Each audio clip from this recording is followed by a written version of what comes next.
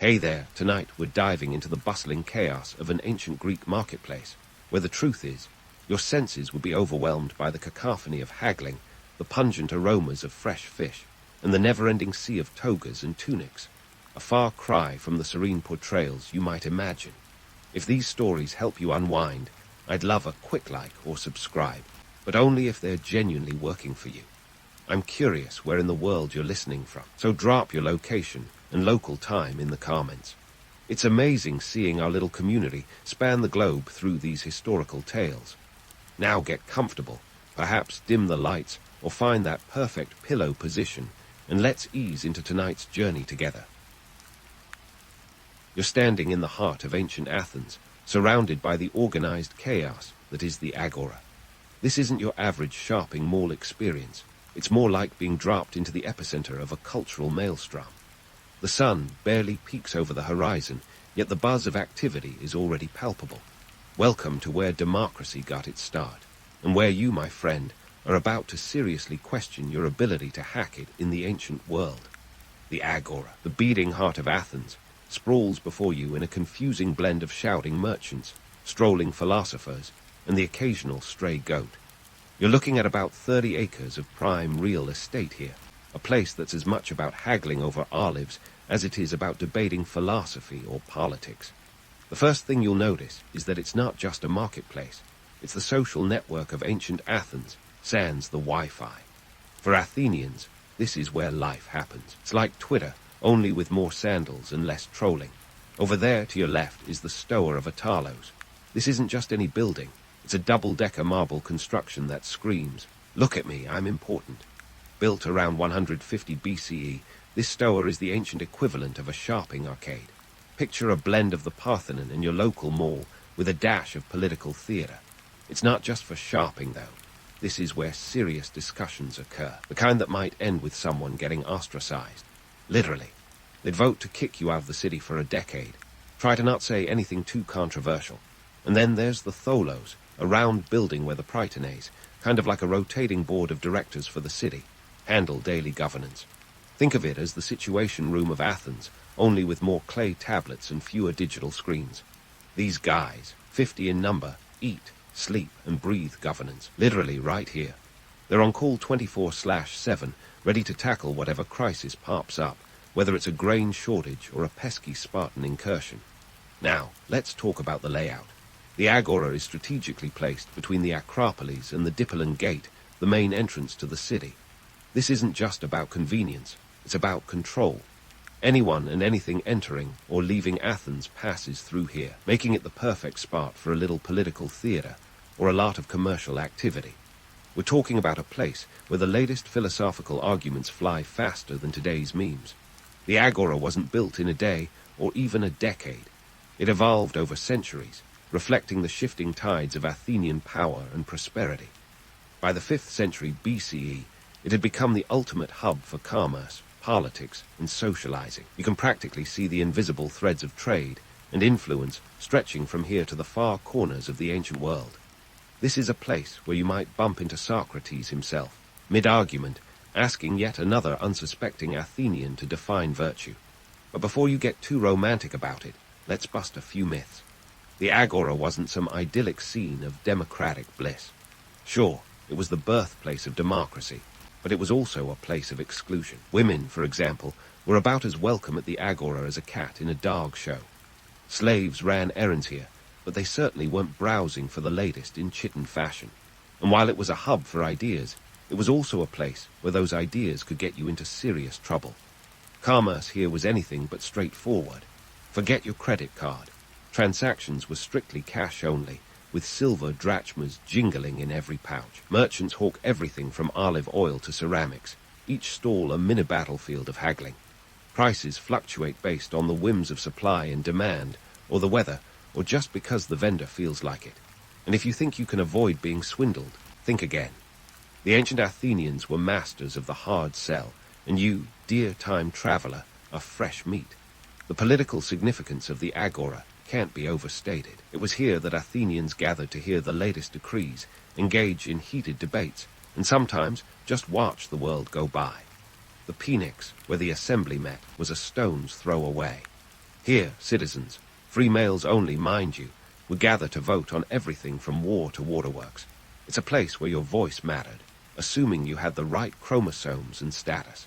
As you take it all in, you might start to feel a bit overwhelmed. This is a place of contradictions, where high ideals rub shoulders with everyday commerce, and where the lofty dreams of democracy coexist with the gritty realities of life in ancient Athens.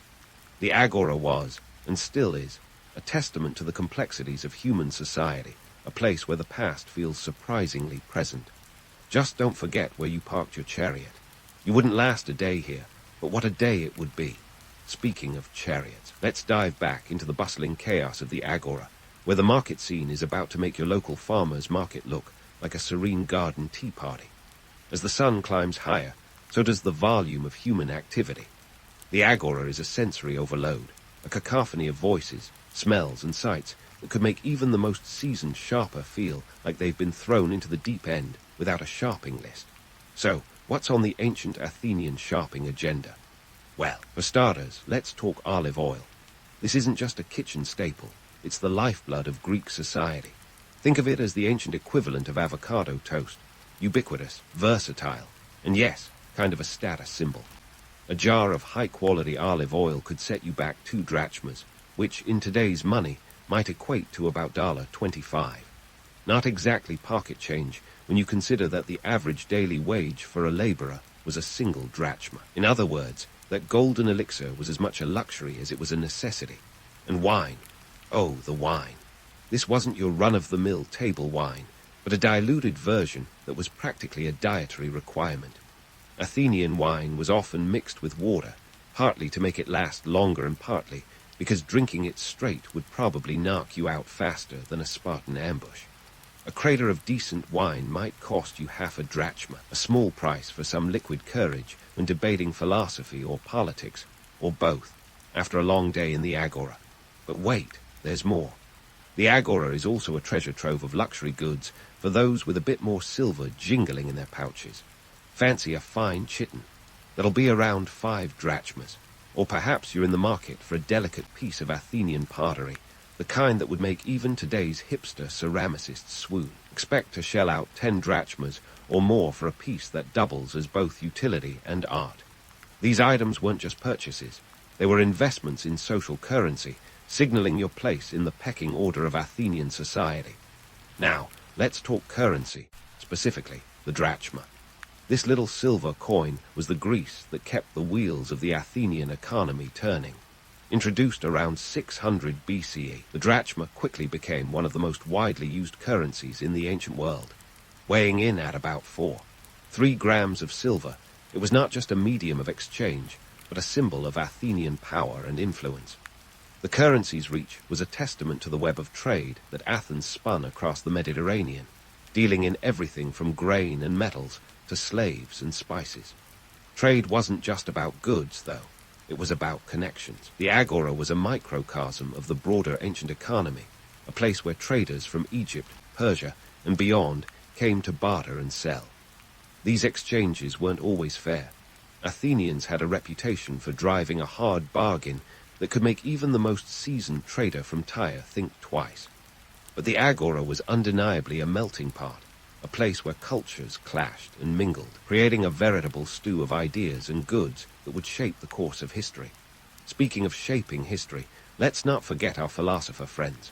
You might picture them lounging about, draped in togas, pondering life's great mysteries with the leisure of a cat sunbathing on a windowsill. But here's a reality check. Being a philosopher in ancient Athens was less about leisure and more about survival. Sure, Socrates might have spent his days in deep thought, but he did so with a sense of urgency, knowing that a single misstep in the volatile arena of Athenian politics could mean curtains for his career, or worse. These thinkers often relied on the patronage of wealthier citizens, which was less a mark of laziness and more an indication of the harsh economic realities of the time. Philosophy didn't pay the bills, and a drachma only stretched so far when you had to eat, clothe yourself, and buy scrolls for your next big idea. The Agora was their stage, their platform to pitch ideas and gather disciples, all while avoiding the ire of those who might see their musings as a threat to the status quo. So, why wouldn't you last a day in this ancient whirlwind? Well, for starters, the sheer complexity of navigating the economic and social landscape would be enough to make your head spin. The agora wasn't just a marketplace. It was a high-stakes arena where every transaction, every conversation, was a potential pivot point in the delicate balance of Athenian life. It was a place where the price of olive oil could tell you more about the state of the world than a week's worth of news reports. But for all its challenges, the agora was also a testament to human ingenuity and resilience. It was a place where commerce, politics, and philosophy intersected in ways that would resonate through the centuries. It was the heartbeat of a city that, despite its flaws, managed to lay the groundwork for much of what we consider modern civilization. As we delve deeper into this ancient world, remember that the agora was more than just a physical space. It was a dynamic, ever-evolving ecosystem where survival required not just cunning, but a keen understanding of the intricate dance between people, power, and prosperity. Stay tuned, because the plot only thickens from here. And speaking of that intricate dance, let's pivot to the midday spectacle that is the agora's social scene. By now, the sun is high, casting sharp shadows and raising the temperature and the stakes of the bustling marketplace. It's not just the commerce that's heating up. The agora is also a hotbed of social and political interaction.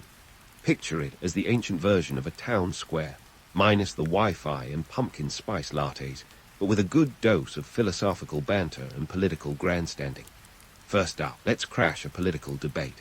You'll find these happening in clusters, where orators stand on makeshift platforms, passionately declaiming their latest thoughts on democracy, war, or perhaps the price of olive oil. These gatherings are not for the faint-hearted. They're something like a Twitter thread gone live, where every Athenian male citizen with a voice, and they all have one, chimes in, often loudly. The debates can be as fiery as the midday sun, with opinions slinging back and forth like a philosophical ping-pong match. It's democratic discourse at its rawest, where the freedom to speak one's mind is both celebrated and, sometimes, regretted. In this throng, you'll find citizens, the full-fledged members of Athenian society, clad in their chitons, with the privilege to vote and speak freely. But don't get too comfortable with this rosy image of unrestricted democracy. In reality, this was a club with a very exclusive membership. Only freeborn males over the age of 18 could claim the title of citizen, meaning women, slaves, and foreigners or medics were left standing on the sidelines. If you thought the phrase "no taxation without representation" was a modern gripe, think again. Medics, those non-citizen residents who contributed economically but couldn't participate politically, knew it all too well. Now, these medics were essential to Athenian society. They were the artisans, the traders, the engineers, the backbone of the economy. They paid taxes, served in the military, yet when it came to political rights, they were about as welcome as a Spartan at a toga party. This stark divide between citizens and non-citizens paints a very different picture of the so-called cradle of democracy. It's a bit like being invited to an exclusive party where you're expected to bring the drinks, but aren't allowed to join the conversation. Meanwhile, slaves are flitting through the crowds, invisible yet indispensable. They carry the heavy loads, run the errands, and sometimes even whisper in their master's ear during debates. In Athens, as in much of the ancient world, slavery was a fact of life, not a moral quandary. Slaves were the unseen workforce keeping the city humming, from the mines of Laurium to the agora itself. It's a hard pill to swallow, but in a society that birthed philosophy and democracy, inequality was baked into the very fabric of daily life. Now, if you're looking for some intellectual stimulation or a headache, follow the sounds of animated discussion to where the philosophers hang out. These are the rock stars of the intellectual world, minus the entourage of screaming fans. Here, you might bump into someone like Socrates, notorious for his relentless questioning. Imagine a man who could turn a simple hello into a full-blown inquiry about the nature of existence. Socrates and his ilk are not just here to muse. They're here to provoke, to challenge the status quo, and to engage anyone willing or unwitting to listen. Ironically, these philosophical discussions often happen side by side with the more commercial activities of the agora. It's a juxtaposition that's as fascinating as it is jarring. The same space that houses the sharpest minds also hosts the sharpest deals. It's a reminder that in Athens, intellect and pragmatism are two sides of the same drachma. But don't romanticize too much. Philosophy, for all its high ideals, was sometimes a hazardous profession.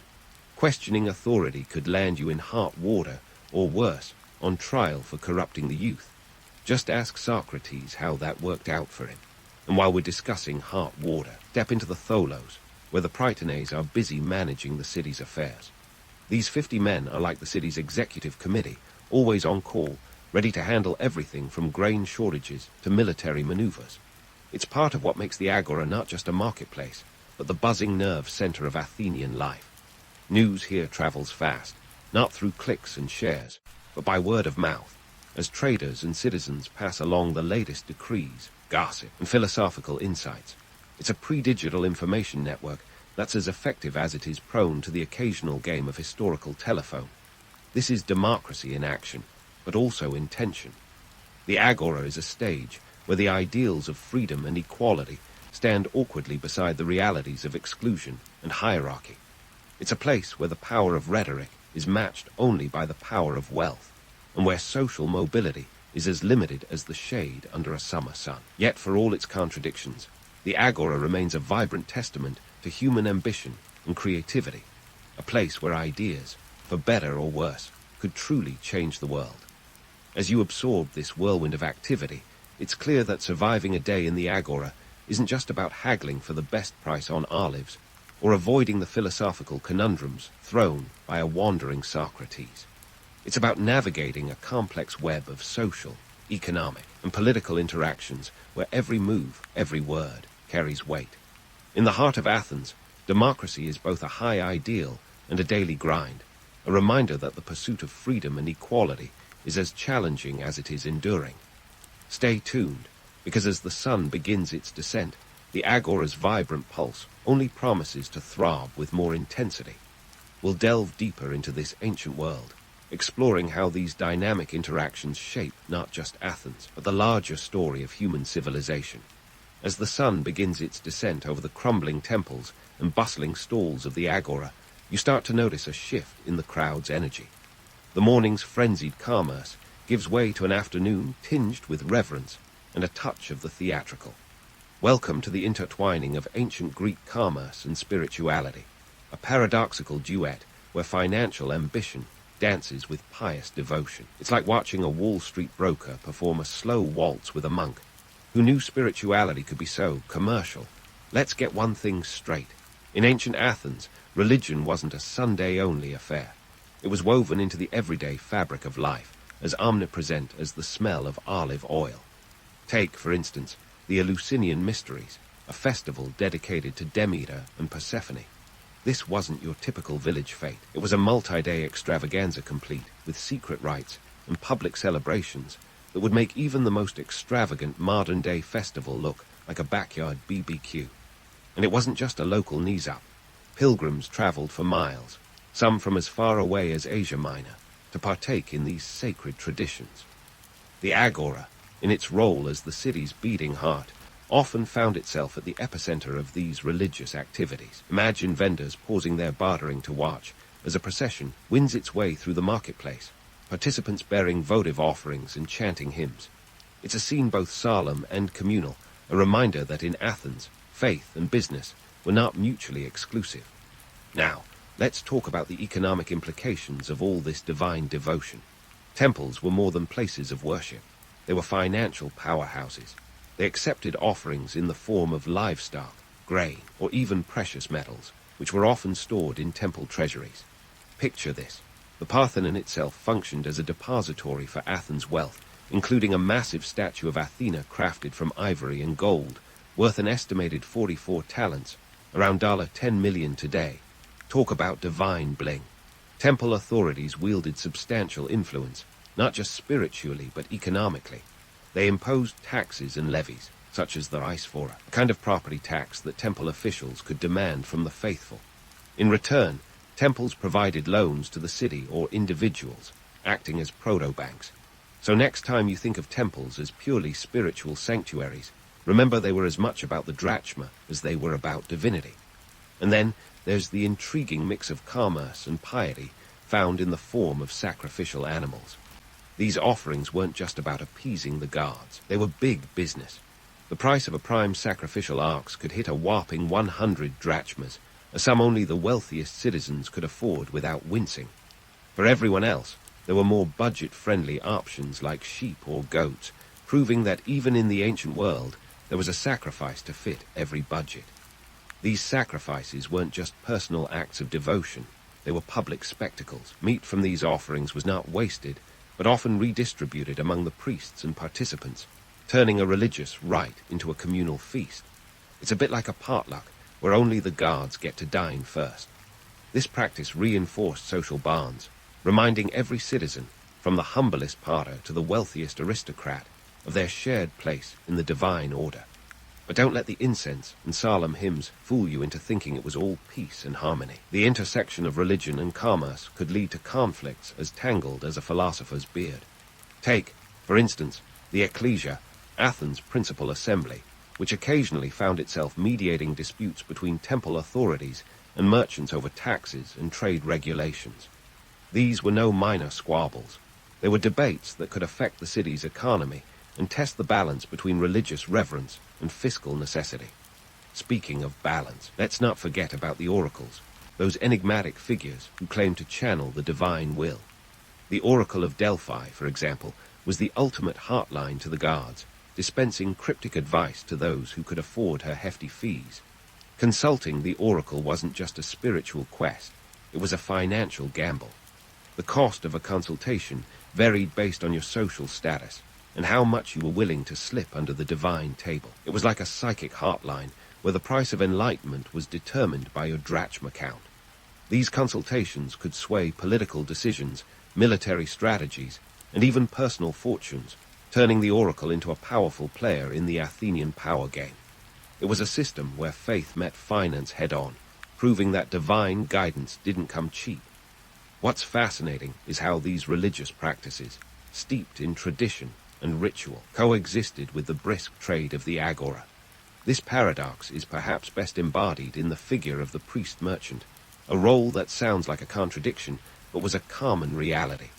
These individuals straddled the line between the spiritual and the commercial, serving both the temple and the marketplace, and reaping the benefits of both. In this world, where sacred and secular were inseparable, the guards were as much a part of the economic system as the merchants themselves. They blessed the harvests, guided the ships, and filled the city's coffers, their influence felt in every transaction and negotiation. It's a reminder that in ancient Athens, commerce and piety weren't just neighbors. They were partners in a complex dance that defined the city's character.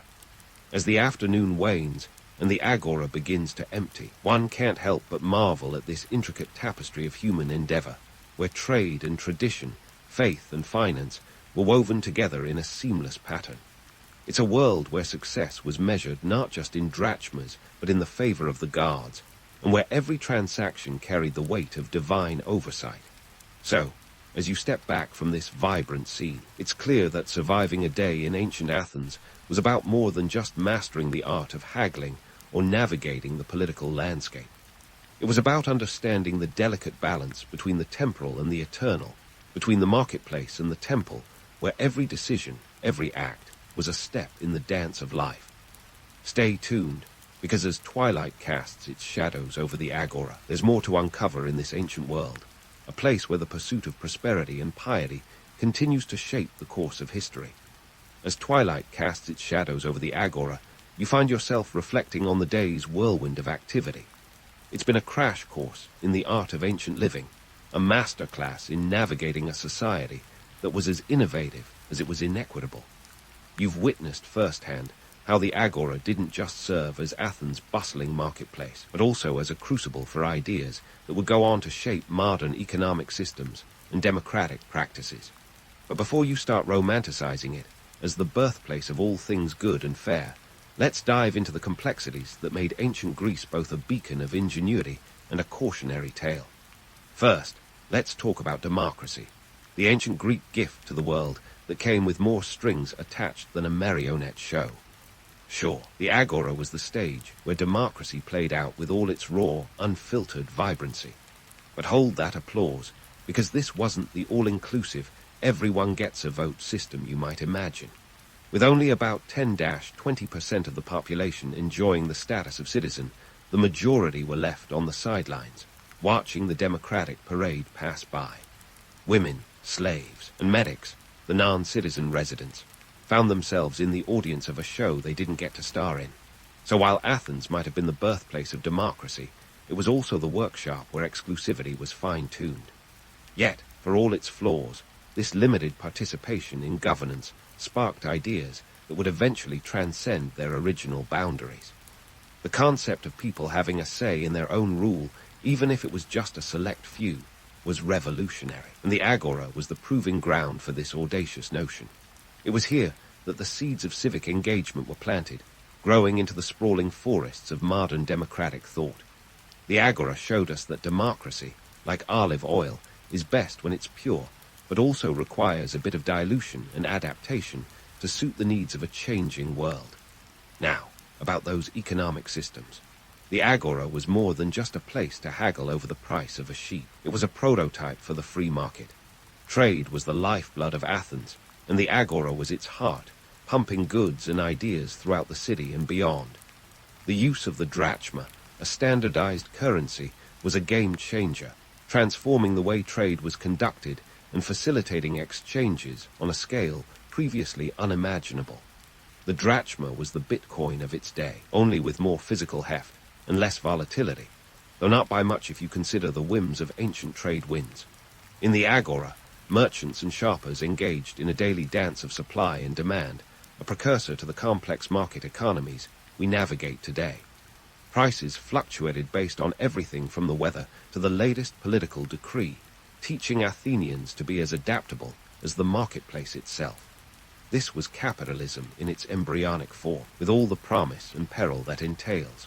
The Agora was a place where fortunes could be made or lost with the same swiftness that a Spartan could ruin your day. Yet, the Agora was also a symbol of the stark inequalities that pervaded ancient society. While the wealthy could afford to indulge in luxury goods, the average Athenian had to stretch a drachma further than a philosopher's metaphor. This disparity was mirrored in the social divide, where the wealth of the few often came at the expense of the many. It's a tale as old as time, or at least as old as Athens. The rich get richer, while the poor get a front-row seat to watch. These contrasts didn't just stop at the marketplace. They were woven into the very fabric of Athenian life, a society that could simultaneously champion freedom and uphold slavery. It's a contradiction that's hard to reconcile, much like trying to balance a chariot on a tightrope. Yet, this duality is what makes the legacy of the Agora so compelling. It forces us to confront the uncomfortable truths about progress and the cost at which it often comes.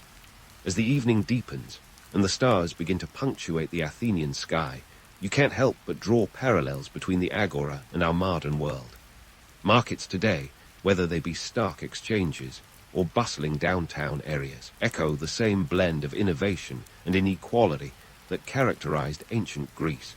Our economic systems still grapple with the same fundamental issues of access and equity. We're still trying to perfect the balance between opportunity and fairness, between growth and sustainability. And let's not forget the role of ideas. The Agora was a petri dish for philosophy, a place where thinkers like Socrates could challenge the status quo and plant the seeds for a revolution in thought. Their debates, and sometimes dangerous ideas, paved the way for a tradition of inquiry and skepticism that remains vital today. In a world where information is power, the Agora reminds us of the importance of questioning and engaging with the world around us, even when it's uncomfortable.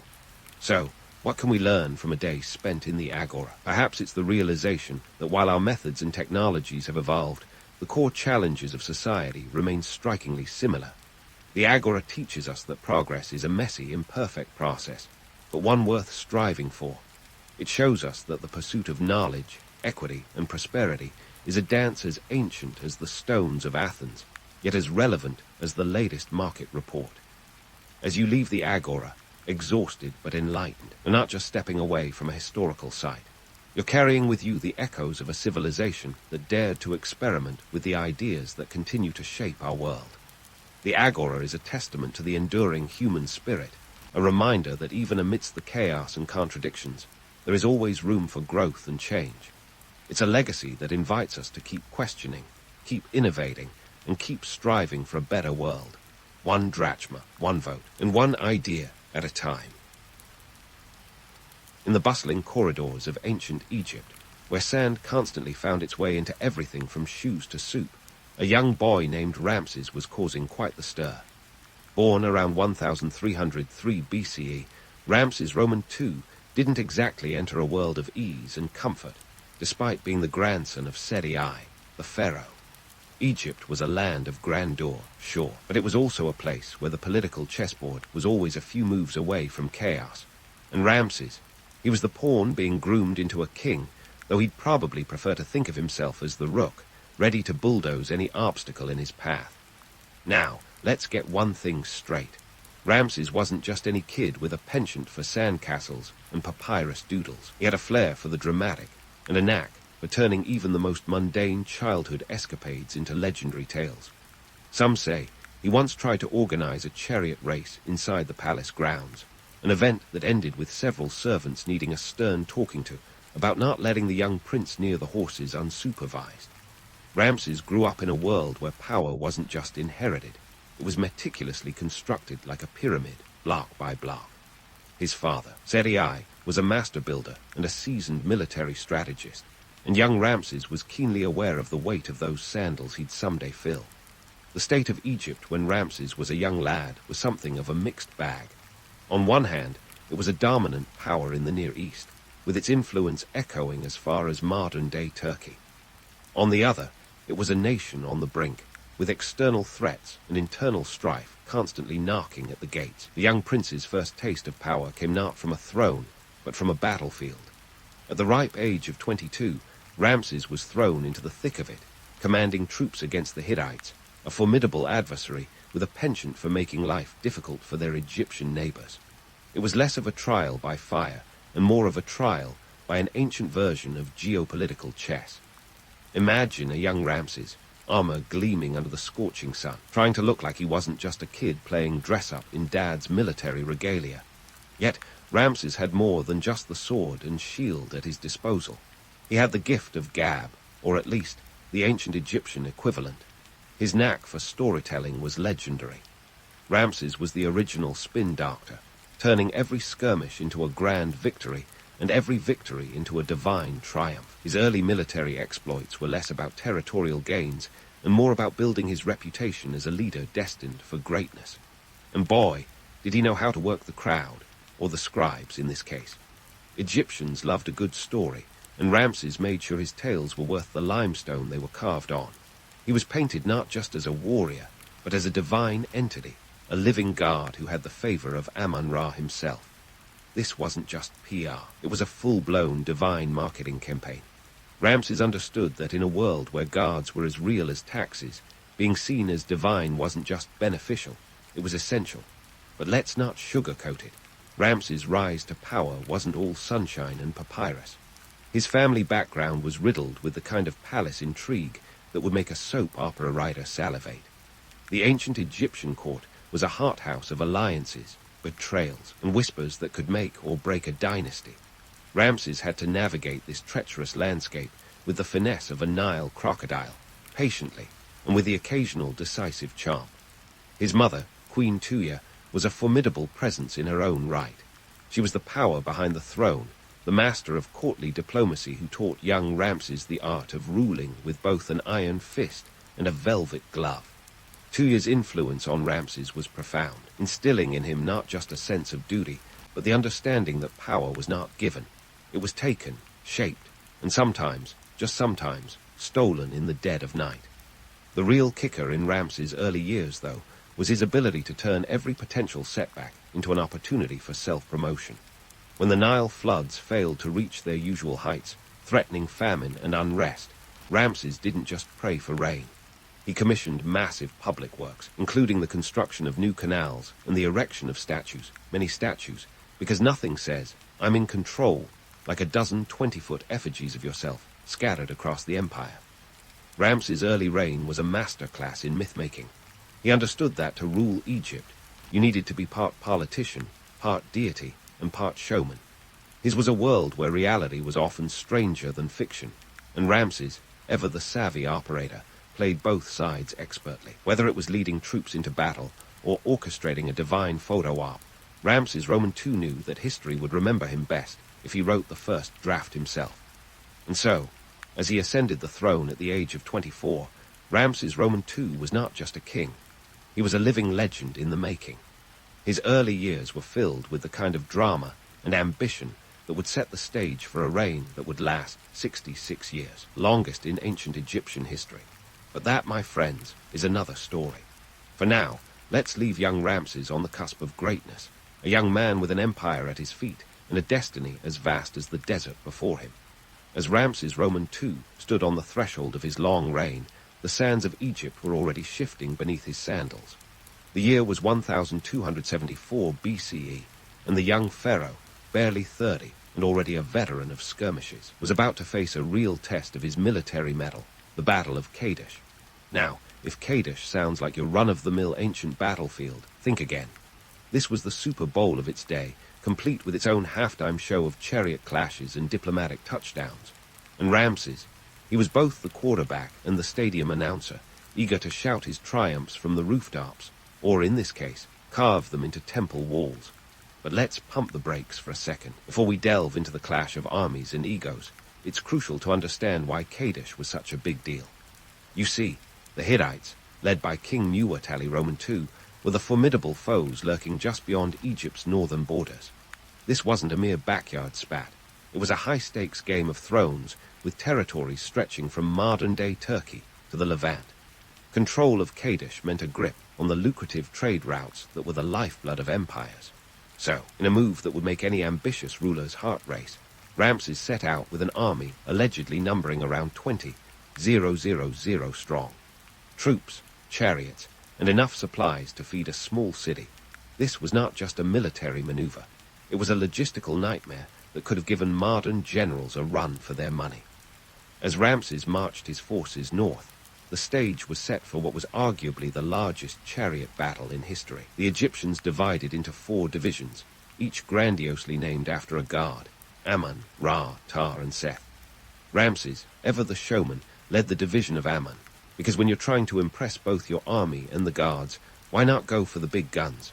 But here's where our story takes a twist worthy of a Hollywood script. Ramses' intelligence, or lack thereof, came from 2 captured Hittite spies who spun a tale of Muwatalli being miles away, effectively sending Ramses into a trap with all the finesse of a blindfolded tightrope walker. The ensuing battle was a cacophony of chaos. Ramses found himself and his Ammon division ambushed by the Hittite chariots, and for a hot second it looked like curtains for our pharaoh. Yet, in the kind of plot twist usually reserved for Saturday morning cartoons, Ramses claimed divine intervention. He rallied his troops with a ferocity that would make even the most hardened warriors reconsider their life choices. Ramses fought back the attackers, and reinforcements from the Tar division finally turned up to help even the odds. The outcome: a standoff that both sides claimed as a victory, proving that history is written by the loudest, if not the actual winners. And here's where Ramses' skills as a spin doctor truly shone. Back in Egypt, the battle was immortalized not as a draw, but as a victory. His scribes chiseled it into walls with all the subtlety of a modern-day political campaign. In temples across Egypt, Ramses was depicted single-handedly defeating the Hittite army, his chariot wheels practically ablaze with divine fury. The truth, more of a diplomatic stalemate than the grand triumph he advertised. But hey, why let facts get in the way of a good story? Of course, all this posturing didn't come cheap. The economic reality of war was as brutal as the battles themselves. Ramses' military campaigns drained Egypt's coffers like a leaky sieve. The cost of maintaining an army of that size was astronomical. Feeding, arming, and transporting thousands of men was not just a matter of logistics, but a colossal financial burden. Yet, Ramses understood that the real currency of power was perception. By portraying himself as Egypt's unchallenged protector, he solidified his grip on the throne and ensured that his narrative, not the Hittites, would endure. Behind the scenes, the diplomatic fallout from Kadesh eventually led to one of history's earliest known peace treaties. Signed over a decade later in 1259 BCE, It was a pragmatic move that saw Ramses and Muwatalli's successor, Hadussili III, agree to a détente. But Ramses, ever the storyteller, framed it as the Hittites recognizing Egyptian supremacy. The treaty was inscribed on a silver tablet, a fitting medium for a peace forged between two of the ancient world's greatest powers. In reality, it was less about eternal friendship and more about mutual exhaustion, a realpolitik move that allowed both sides to lick their wounds and focus on internal affairs. So why does any of this matter? Because Ramses, through sheer force of will and an uncanny knack for narrative, turned what could have been a crippling defeat into a cornerstone of his legacy. Kadesh became less about military tactics and more about the power of storytelling. In a world where papyrus was the Instagram feed of its day, Ramses was an influencer par excellence. He understood that the pen, or chisel, was mightier than the sword, and he wielded it with the precision of a seasoned wordsmith. As the dust settled on Kadesh, Ramses' legend only grew. He would go on to rule for another 5 decades, leaving behind a legacy of monumental architecture and a pantheon of stories that would echo through the ages. But that, as they say, is a tale for another day. For now, let's leave Ramses basking in the glow of his self-fashioned glory, a king who understood that in the game of history, it's not just about winning the battle, it's about owning the narrative. As Ramses basked in the glow of his self-fashioned glory, his bejeweled sandals barely touching the ground, he turned his gaze from the battlefield to a new canvas, the grand stage of architecture. You see, if there was one thing Ramses Roman II loved more than a good story, it was seeing his own face immortalized in stone. And boy, did he have plans. Forget about post-war economic recovery or political reform. Ramses was all about the monuments, baby. First stop on Ramses' architectural world tour, Abu Simbel. Picture this. It's around 1244 BCE, and Ramses decides to carve an entire mountain into a monument bearing his likeness. Because why settle for a selfie when you could have 4 colossal statues of yourself, each towering over 60 feet high, glaring into eternity? These were the ancient Egyptian equivalent of highway billboards, minus the gaudy neon colors. But Ramses wasn't just flexing his muscles for the sake of vanity. Well, mostly he was. But Abu Simbel also served as a bold declaration of Egyptian might, strategically placed to awe and intimidate anyone coming up the Nile. Now, before we get too swept up in the romance of sunlit sandstone, let's talk logistics. Ramses' architectural ambitions were no small feat. Crafting the temples at Abu Simbel required an army of workers, thousands of laborers, artisans, and architects, all toiling away in the unforgiving desert heat. And while Ramses might have been the face on the facade, the real unsung heroes were these craftsmen. These guys transformed solid rock into a testament to god kingship with little more than bronze tools and sheer determination. But let's not kid ourselves. Monumental architecture in ancient Egypt wasn't just about artistry. It was about economics and politics, too. Ramses had to ensure a steady flow of resources, stone, labor, and food, to this far-flung corner of his empire. With Egypt's coffers already stretched thin from military campaigns, this was no small task. Yet Ramses understood that architecture was propaganda set in stone. The cost, astronomical. But in Ramses' world, the return on investment was measured in divine favor and political power. Of course, the grandiosity of Abu Simbel wasn't just about Ramses' ego, or at least not entirely. The temples also served a very practical purpose. They were strategically placed to mark Egypt's southern boundary and intimidate the neighboring Nubians with a not-so-subtle reminder of Egyptian dominance. Talk about flexing your geopolitical biceps. This wasn't just architecture. It was architectural diplomacy. Here's a kicker. Despite all the muscle and money poured into these projects, Ramses wasn't above a little creative borrowing.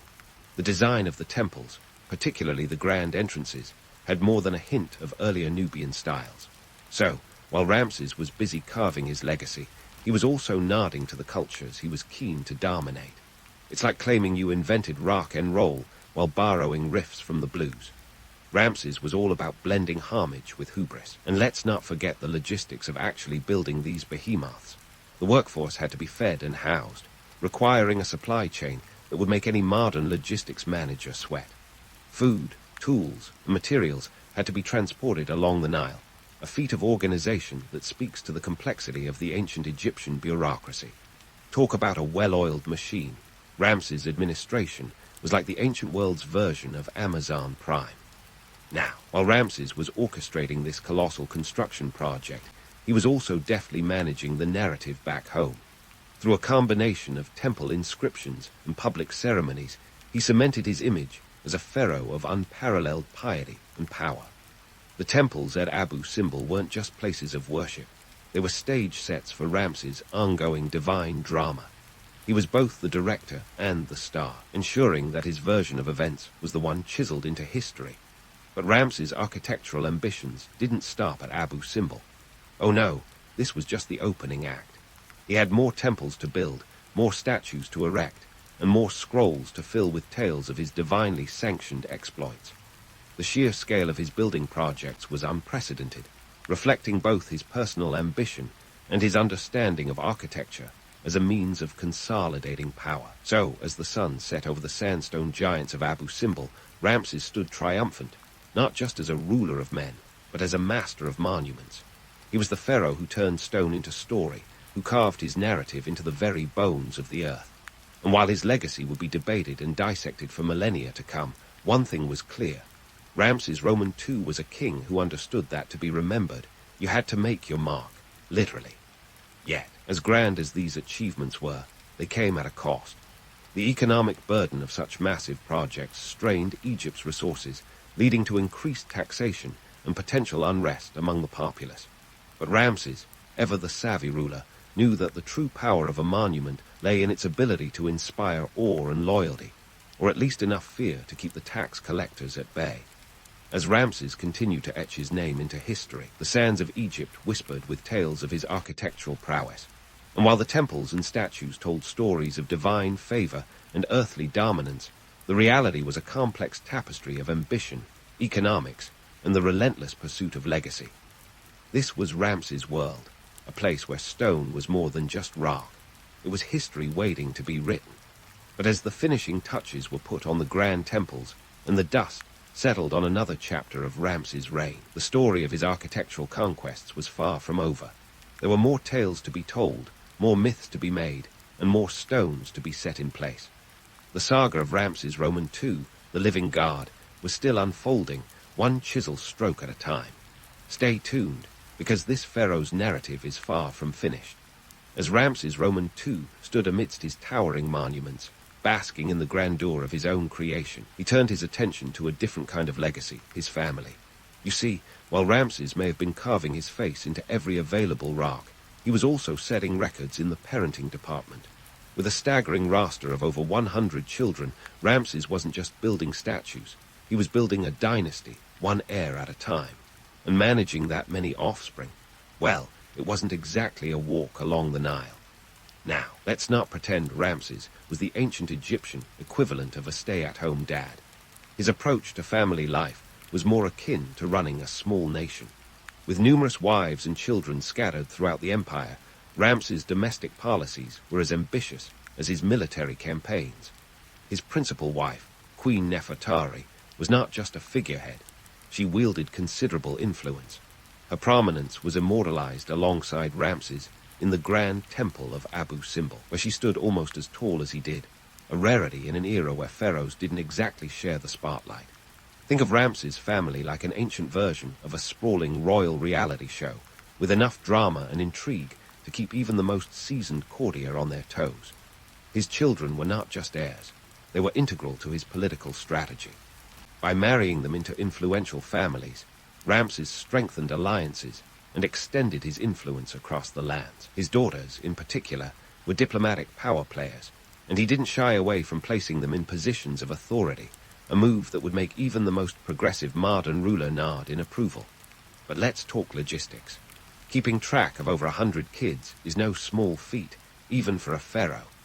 Ramses' palace must have been a whirlwind of tutors, scribes, and servants, all ensuring that each child was schooled in the ways of the court. Education wasn't just about learning to read hieroglyphs. It was about understanding the delicate balance of power, diplomacy, and religious duty. And while Ramses' sons were groomed for military and administrative roles, his daughters often took on religious responsibilities. serving as priestesses in temples. A smart move, given that the divine and the domestic were deeply intertwined in ancient Egypt. But Ramses' family life wasn't all smooth sailing. Managing so many heirs was as much about politics as it was about parenting. Succession disputes were a real concern, and Ramses needed to ensure a smooth transition of power to avoid the kind of civil unrest that could topple even the mightiest of dynasties. It was a delicate dance, keeping all these potential rivals in line while maintaining the appearance of a unified royal family. And let's be honest, with that many kids, not everyone was going to get a throne-side seat. In the broader context of his reign, Ramses' domestic policies extended beyond his immediate family. He was a master of using marriages to cement alliances, both within Egypt and with neighboring territories. His daughters married into the powerful Hittite royal family, a strategic move that not only secured peace, but also brought a touch of international diplomacy to his court. This was the ancient equivalent of a state dinner with a side of wedding cake. Economically, Ramses' family management had ripple effects throughout the empire. The costs of maintaining such a large royal household were significant, requiring a steady flow of resources. From food to fine linens, the demands of the palace were a constant drain on Egypt's coffers. But Ramses, ever the savvy manager, ensured that his building projects and military campaigns kept the economy humming along. His ability to balance these competing demands was a testament to his skill as a ruler, showing that governance was as much about numbers as it was about narratives. Yet, for all the splendor and spectacle, there was a pragmatic side to Ramses' domestic rule. His policies weren't just about consolidating power. They were about ensuring stability in a region where the sands of politics shifted as quickly as those of the desert. By controlling the narrative at home, Ramses could project strength abroad, reinforcing his image as a ruler who was both a father to his people and a god among men. As the years rolled on and Ramses' children grew into their roles, the Pharaohs' family became a living testament to his legacy. In a world where lineage was everything, Ramses had built not just a dynasty, but a network of influence that stretched far beyond the borders of Egypt. His ability to juggle the demands of family and empire was nothing short of remarkable, and it demonstrated a side of Ramses that wasn't just about conquest and construction. So, while the temples and statues of Ramses II continue to capture our imagination, it's his family life that offers a glimpse into the human side of this legendary ruler. Here was a man who understood that power wasn't just about the might of armies or the majesty of monuments. It was about the bonds of blood and the ties that bind. And as future generations would come to understand, Ramses' legacy was as much about the line he left behind as the lines he etched in stone. As Ramses' II reign wore on, the sands of time began to drift, whispering tales of a king who was as adept at managing his household as he was at commanding his empire. The legend of Ramses the Great was not simply one of stone and sword. It was a saga of family, diplomacy, and the complex web of relationships that underpinned one of history's most storied dynasties. But the story of Ramses is far from over. Stay tuned, because the next chapter promises even more intrigue and innovation from the man who defined an era. As the sun began to set on Ramses' II reign, he was faced with an inevitable truth. Even pharaohs must eventually bow to time. After a remarkable 66-year rule, Ramses shuffled off this mortal coil around 1213 BCE, leaving behind a legacy that would echo through the ages like a sandstorm sweeping across the desert. But before we get too misty-eyed, let's take a hard look at what those years really meant for Ramses, for Egypt, and for history. First off, let's address the elephant, or perhaps the jackal, in the room, the myths. Ramses II, often dubbed Ramses the Great, didn't earn that title by accident. He was a master at crafting his image, a veritable PR genius of the ancient world. His statues were everywhere, his name etched into more monuments than any other pharaoh. He was, without a doubt, Egypt's original celebrity influencer. But behind the limestone facade, the reality was a bit more complex.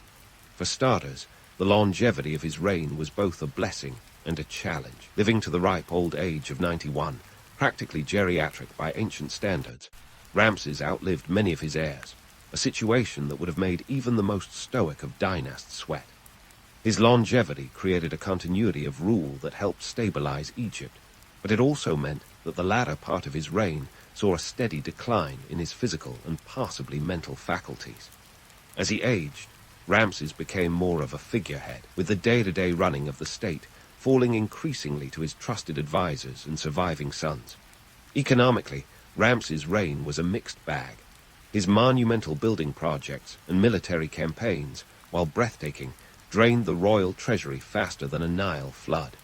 Taxes were high, and the strain on Egypt's resources was palpable, leading to murmurs of discontent among the populace. Despite this, Ramses managed to maintain the facade of a thriving empire through savvy diplomacy and a relentless focus on projecting power, both within Egypt and beyond its borders. Now, about those myths. Ramses was often portrayed as a near-divine figure, a son of the gods who could do no wrong. This image was carefully cultivated, not just through his own propaganda, but by later generations who saw him as the epitome of pharaonic power. The reality. Ramses was a skilled politician, yes, but also a man acutely aware of his own mortality and the fragility of his empire. His reign was not without its setbacks and failures, from the costly stalemate at Kadesh to the economic strains of his later years. Yet, the myth endures, a testament to Ramses' ability to weave a narrative as grand as his monuments. When Ramses finally passed, he left behind a nation forever changed by his rule. His death marked the end of an era, and the transition of power to his son, Merneptah, was anything but smooth. The new pharaoh inherited an empire that was both a glittering jewel and a creaking ship, teetering on the edge of decline. The challenges were formidable: external threats from the Libyans and sea peoples, internal strife, and the ever-looming specter of economic instability. Yet, Ramses' legacy was not easily forgotten. His successors continued to draw upon the vast reserves of goodwill and divine kingship he had amassed over his lifetime. Fast forward to today, and Ramses Roman II remains a fixture in our cultural consciousness. From the silver screen to video games, his image crops up with surprising regularity. The 1956 epic, The Ten Commandments, immortalized him as a cinematic villain, while more recent portrayals have cast him as a larger-than-life historical figure. But what would the man himself think of this posthumous fame? Perhaps he'd raise an eyebrow at the liberties taken with his story, but smirk at the enduring power of his narrative. After all, Ramses was nothing if not a storyteller at heart, and his tale, however embellished, continues to captivate our imaginations. So, what does Ramses Roman II teach us about the nature of legacy? In a world where empires rise and fall with the shifting sands, Ramses understood that true power lay not just in conquest, but in the stories we tell. His life was a masterclass in myth-making, a testament to the enduring allure of a well-crafted narrative. Whether through colossal statues or whispered tales around a campfire, Ramses ensured that his name would echo through the ages, a beacon of ambition, ingenuity, and the relentless pursuit of immortality. As we draw the final curtain on Ramses' epic saga, one thing is clear. The pharaoh may have been laid to rest in the Valley of the Kings, but his legend lives on, refusing to fade into the annals of history. In the grand tapestry of time, Ramses Roman II stands as a reminder that while the sands may shift and the stones may crumble, the stories we carve into the world are forever. So next time you see his likeness, whether on a museum plaque or a movie screen, remember that Ramses was more than just a king. He was a storyteller, a myth maker, and perhaps the greatest PR genius the ancient world ever knew. In the bustling streets of late 18th century Caracas, where the air was thick with the scent of tobacco and the sound of clattering hooves, a young Simon Bolivar was living a life of luxury that would make a modern trust fund baby look like an amateur. Born on July 24, 1783, Simon came into a world of privilege. His family had more money than sense, thanks to a successful mining business, and he was the proud heir to a Venezuelan aristocratic dynasty that owned sprawling estates and a couple of thousand slaves. That's right. While most of the population was busy struggling to make ends meet, the Bolivars were practically drowning in silver spoons. But don't let the privilege fool you. Despite having wealth that could rival a small kingdom's treasury, young Simon had a rebellious streak that was about as subtle as a cannonball. For starters, his early education, was a bit of a misadventure. The kid was a bundle of energy, often more interested in scaling walls than in scaling the heights of academic achievement. It said that his tutors had their hands full trying to keep him focused.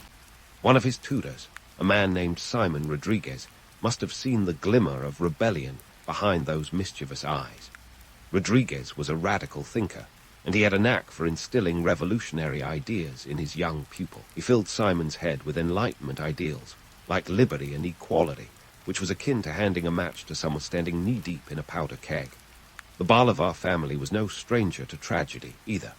By the time Simon was 9, both of his parents had died from disease, tuberculosis, to be precise. In the 18th century, TB was as common as rain in London, but no less devastating. So, young Simon was shipped off to live with various relatives, which only added fuel to his rebellious fire. Imagine being a kid with more money than guidance and a head full of revolutionary ideas.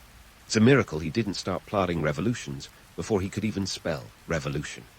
But Simon wasn't just a kid with a knack for mischief and a minor obsession with defying authority.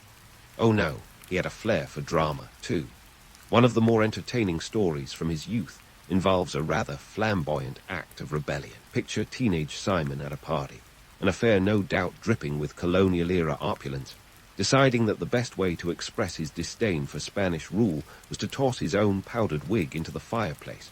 Now, this was no small gesture. At that time, wigs were the height of fashion, a symbol of status and respectability. By burning his, Simon was sending a rather fiery message of defiance. His relatives were probably scandalized, but to Simon, it was just another Tuesday. Eventually, Simon's education took him to Europe, the epicenter of Enlightenment thinking. In 1799, at the tender age of 16, he was packed off to Spain, probably with a sigh of relief from his beleaguered guardians. This was a common practice for young men of his social class, but for Simon, it was more than just an extended field trip. It was a chance to rub shoulders with the intellectual and political elite of the day. He absorbed radical ideas like a sponge and witnessed the seismic shifts caused by the French Revolution. Paris in the early 19th century was a hotbed of revolutionary fervor, and Simon soaked it all in, from the ideals of liberty and fraternity to the practicalities of overthrowing oppressive regimes. In Madrid, Simon met Maria Teresa Rodriguez del Toro, a beautiful Spanish aristocrat who would become the love of his life. They married in 1802, but tragedy struck again when Maria Teresa died of yellow fever less than a year later. Her death was a turning point for Simon, a catalyst that propelled him further down the path of revolution. It's as if the universe had decided that personal happiness was not in the cards for him, so he might as well focus on liberating continents. Back in Europe, Simon continued to refine his revolutionary ideals. He hobnobbed with the intelligentsia and even met with Napoleon Bonaparte, a man who had turned the world upside down with his military genius and penchant for crowning himself emperor. Now, Simon wasn't exactly a fan of everything Napoleon stood for, especially his authoritarian streak, but he couldn't deny the guy had style. Simon saw firsthand how one man could change the course of history, which must have been both inspiring and a little terrifying.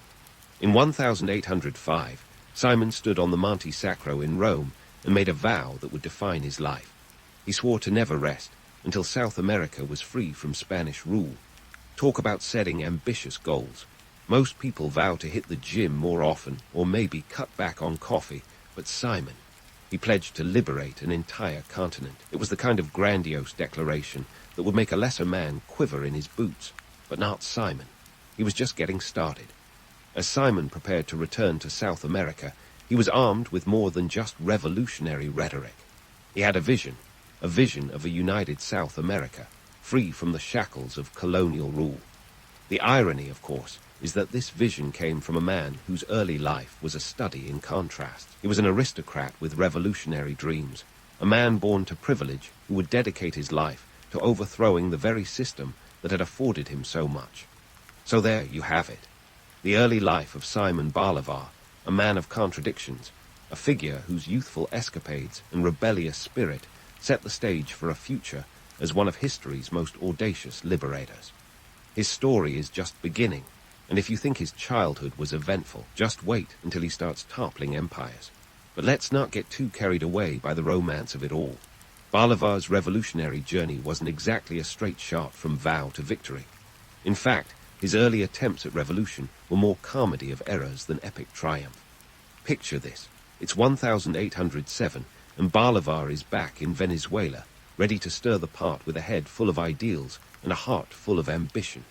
He's got the fire, but what he doesn't have is an army, or money, or, a plan that would pass muster with anyone outside of a Hollywood screenwriter's room. His first foray into the world of revolution was less a grand campaign and more a series of botched efforts that would make the Keystone Cops look like a model of military efficiency. In 1810, when Napoleon decided to meddle in Spanish affairs by installing his brother Joseph on the Spanish throne, the colonies saw their chance. The Cabildo Abierto, a sort of open town council, took place in Caracas, and Bolivar was in the mix. By 1811, he was part of the push for Venezuelan independence, but the road was rocky, and not in that inspirational, overcoming all odds kind of way, more like a tripping over every possible obstacle kind of way. The first Venezuelan republic declared its independence on July 5, 1811, but calling it a republic was a bit generous. The government was about as stable as a Jenga tower in an earthquake. They were underfunded, undertrained, and under the impression that sheer enthusiasm could substitute for military strategy. Spoiler alert, it couldn't. Bolivar, who was now a colonel, found himself leading a ragtag group of troops whose uniforms were more threadbare than the plot of a daytime soap opera. Now, let's talk about the reality of these early campaigns. Forget about the polished image of a dashing liberator charging valiantly into battle. The reality was more chaotic, with troops often lacking basic supplies like shoes or ammunition. In fact, Bolivar's forces were so poorly equipped that borrowing from the local populace became less a strategy and more a necessity. This did not endear them to the locals, who were understandably miffed at having their food and livestock requisitioned by a bunch of scrappy revolutionaries. Bolivar's early battles were marked by a mix of bold tactics and sheer luck. In 1813, he embarked on the admirable campaign, marching from New Granada, modern-day Colombia, to Venezuela. It was a bold move, considering the forces he faced were both larger and better equipped. But luck, or perhaps the sheer audacity of his plan, was on his side. Bolivar's troops captured Caracas in August 1813, and he was hailed as El Libertador, or the Liberator. Not bad for a guy whose military strategy could be summed up as hope for the best. But before we cue the triumphant music, let's burst that bubble of heroism with a dash of harsh reality. Bolivar's victory was short-lived. The Spanish forces were down, but they were far from out. By 1814, the Second Republic of Venezuela was collapsing under internal discord and external pressure. Bolivar's troops faced not only Spanish loyalists, but also royalist militias led by fierce commanders like José Tomás Boves, whose brutality made Game of Thrones look like a children's story. Boves was a former slave trader and a man who knew how to wield fear like a weapon. His forces were known for their savagery, and Boves himself seemed to relish in the chaos. Bolivar was outmaneuvered, outgunned, and eventually out of options. By the end of 1814, Bolivar was forced to flee to Jamaica, his dreams of liberation seemingly dashed on the harsh rocks of reality. In Jamaica, Bolivar penned the famous Jamaica Letter, laying out his vision for a united Latin America. It was a masterstroke of rhetoric, painting a vivid picture of a continent free from the chains of colonial rule. But writing letters was one thing, achieving liberation was another. To do that, Bolivar needed allies, and he needed them fast. Enter British mercenary Alexander MacGregor and the Haitian president Alexander Pachen. MacGregor was a soldier of fortune whose knack for hatching harebrained schemes made him both an asset and a liability. Pachen, on the other hand, was a key ally who offered Bolivar supplies and troops in exchange for a promise to abolish slavery, a deal Bolivar gladly accepted. With Pachen's support, Bolivar returned to South America in 1816, determined to make another go at independence. Bolivar's return was marked by a renewed sense of purpose and a slightly more coherent strategy. He realized that to win, he needed to unite the disparate factions fighting for independence. Easier said than done, of course. The independence movement was a patchwork of interests, each with its own agenda. Bolivar had to play diplomat, soldier, and visionary all at once, a juggling act that would have left even the most seasoned circus performer green with envy. The campaign that followed was both a testament to Bolivar's resilience and a study in the absurdity of war. Supplies were always scarce, and the troops' morale was often as low as their rations. But Bolivar's charisma was a powerful weapon. His ability to inspire his men with grand speeches and lofty ideals kept them fighting, even when the odds seemed insurmountable. One of the more dramatic moments in this campaign was the crossing of the Andes in 1819. To say this was a bold move would be an understatement. The Andes are no picnic on a sunny day, let alone during a military campaign. Bolivar led his troops through treacherous mountain passes, facing freezing temperatures and altitudes that would make a Sherpa think twice. The journey was grueling, and many of his men didn't survive. But those who did were rewarded with a decisive victory at the Battle of Boyacá, which secured the independence of New Granada. Bolivar's early campaigns were a chaotic blend of desperation, audacity, and occasional brilliance. They were marked by improbable escapes and the kind of haphazard strategies that would make a military historian weep. Yet somehow, against all odds, Bolivar managed to keep the dream of independence alive. But remember, the road to liberation is never a straight line. It's filled with twists, turns, and the occasional pratfall. Bolivar's journey was no exception, and while the myth of the heroic liberator is compelling, the truth is infinitely more complex and infinitely more human. So, fresh off the adrenaline rush of the Battle of Boyacá, Simon Bolivar found himself the toast of the revolutionary world. He'd proven that he wasn't just a dreamer with a penchant for dramatic vows. He was a force to be reckoned with. But here's where things get a little dicey. Winning battles is one thing, governing vast swaths of newly liberated land. That's a different kettle of fish entirely. Enter the idea of Gran Colombia, a political experiment that was as ambitious as it was unwieldy. Imagine trying to stitch together a patchwork quilt using only mismatched pieces and a threadbare needle. That was Bolivar's challenge. Gran Colombia wasn't just your average country, it was a megastate, a federation meant to unite the territories of modern-day Colombia, Venezuela, Ecuador, Panama, and parts of Peru and Brazil. It was officially formed in 1819, but turning that dream into a reality was like trying to ride a bucking bronco while juggling flaming torches. Bolivar was the man in the saddle, but his grip was tenuous at best. He faced the Herculean task of creating a functional government from scratch, with limited resources and a population that was as diverse as it was divided. Let's talk logistics. First off, communication. In a time before smartphones, emails, or even reliable postal services, keeping everyone on the same page was a nightmare. Messages took weeks, sometimes months, to travel across the rugged terrain, leaving plenty of room for misinterpretation and mishap.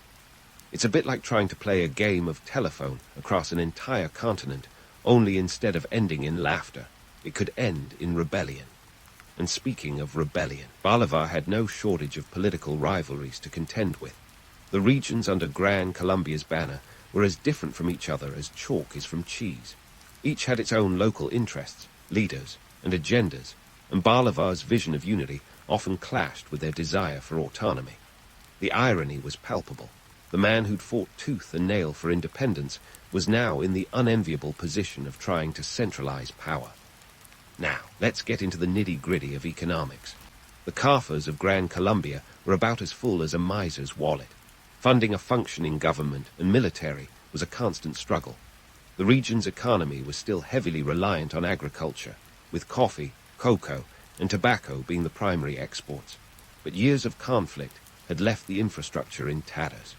Roads were more conceptual than actual, and transporting goods was an exercise in frustration. Inflation was rampant, and Bolivar's government found itself constantly scraping the bottom of the barrel to make ends meet.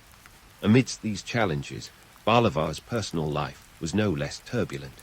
His relationship with Francisco de Paula Santander, a key military leader and political figure, was a roller coaster of camaraderie and conflict. Santander, the vice president of Gran Colombia, had a more pragmatic approach to governance, often clashing with Bolivar's idealism. Their disagreements were legendary, with debates over centralized versus federal power adding fuel to the fire. It was like a political sitcom, with Bolivar and Santander playing the odd couple in a never-ending saga of ideological sparring. Bolivar's dream of a united Latin America was further complicated by the constant threat of external aggression. Spain wasn't quite ready to throw in the towel, and the newly formed country had to remain ever vigilant against attempts to reclaim lost territories. If that wasn't enough, there were the British, the French, and the Americans, each with their own interests in the region, watching from the sidelines like hawks circling a potential meal. And here's where human nature rears its meddlesome head. Bolivar was no saint. His personal ambitions often colored his political decisions. His desire to be the guiding force behind Gran Colombia sometimes veered into authoritarian territory, leading to accusations of overreach. He wanted to be a unifying figure, but his methods sometimes alienated the very people he sought to lead. Despite these challenges, Bolivar pushed forward, driven by a belief in his vision that bordered on zealotry. He crisscrossed the continent, trying to hold the fledgling nation together with little more than charisma and sheer willpower. His speeches were legendary, designed to inspire and unify, but the reality was that his efforts were often met with as much resistance as they were with support. Gran Colombia was a living paradox, a testament to both the power of dreams and the harshness of reality. Bolivar's attempts at unification often exposed the deep-seated divisions within the region. The more he tried to bring people together, the more apparent it became that perhaps they didn't want to be united at all. It was the ultimate irony, the liberator, struggling to keep his liberated lands from falling apart. As the 1820s wore on, the cracks in Gran Colombia's foundation became more pronounced. Regional leaders began to chafe under Bolivar's centralized rule, and calls for secession grew louder. Bolivar's health deteriorated, his body showing the wear and tear of years spent campaigning and governing under relentless stress. He was a man caught in the web of his own making, a liberator who found himself ensnared by the complexities of the freedom he had fought so hard to achieve. But Bolivar wasn't ready to throw in the towel. He held fast to his vision, even as the tides turned against him. He knew that the dream of Gran Colombia was slipping through his fingers, but he refused to let go without a fight. It was a testament to his tenacity, even if it was tinged with a hint of folly. In the end, Bolivar's dream of a united South America was a glorious failure, a tale of ambition that collided headlong with reality. Gran Colombia was a bold experiment that revealed the limits of idealism in the face of human nature and regional politics. It was a dream that inspired many, but ultimately it was a dream that could not sustain itself. Yet, Bolivar's legacy endures. He remains a symbol of liberation and a reminder that the path to freedom is often fraught with peril. His story is a testament to the power of vision, the complexity of leadership, and the often harsh juxtaposition of ideals and reality. And while Gran Colombia may have crumbled, Bolivar's spirit continues to inspire those who dare to dream of a better world. But as the sun set on Bolivar's grand vision, the stage was set for new chapters in the tumultuous history of Latin America, proving once again that the struggle for freedom is as eternal as it is elusive. As Bolivar's dream of Gran Colombia teetered on the edge of oblivion, the cracks in this once ambitious project widened. Imagine Gran Colombia as a rickety old ship, taking on water faster than a leaky bucket. Bolivar was at the helm, desperately trying to steer it away from the rocks, but the waves of dissent and discontent were relentless. By the late 1820s, internal strife was the order of the day, with the political landscape resembling a battlefield more than a budding republic. The internal bickering reached a crescendo in 1828, when Bolivar declared himself dictator of Gran Colombia, a move that was about as popular as a tax hike. You see, Bolivar was convinced that only a strong, centralized authority could hold the nation together. But surprise, surprise, not everyone agreed. His decision sparked outrage among those who had fought for independence precisely to escape the clutches of authoritarian rule. Talk about a plot twist. Liberator becomes dictator. The irony was thicker than a London fog. the seeds of discord were sown in the fertile ground of regionalism. The regions within Gran Colombia, Venezuela, Colombia, Ecuador, were as different as chalk and cheese. Each had its own identity, interests, and leaders who weren't exactly thrilled about taking orders from a central government. The tug-of-war between federalists, who wanted more local autonomy, and centralists, who supported Bolivar's vision, was tearing the nation apart. Picture a family reunion where everyone has a different idea of how to carve the turkey, and you're halfway there. But it wasn't just internal squabbles that plagued Bolivar. The external pressures were mounting faster than a snowball rolling downhill. Spain, ever the stubborn ex, wasn't quite done meddling in Latin American affairs. They'd lost their colonies, but they hadn't lost their appetite for mischief. Spanish loyalists were still lurking in the shadows, hoping to reclaim lost territories. And then there were the foreign powers, Britain, France, and the United States, hovering like vultures over a fresh carcass, eager to swoop in and pick at the remains. In the midst of this chaos, Bolivar's health was on a nosedive. Years of exhausting campaigns and relentless stress had taken their toll. His body was like a worn-out machine, creaking under the strain. Tuberculosis, that old nemesis, began to sap his strength, leaving him gaunt and fragile. Yet, even as his physical condition deteriorated, Bolivar's mind was as sharp as ever, a testament to his indomitable spirit.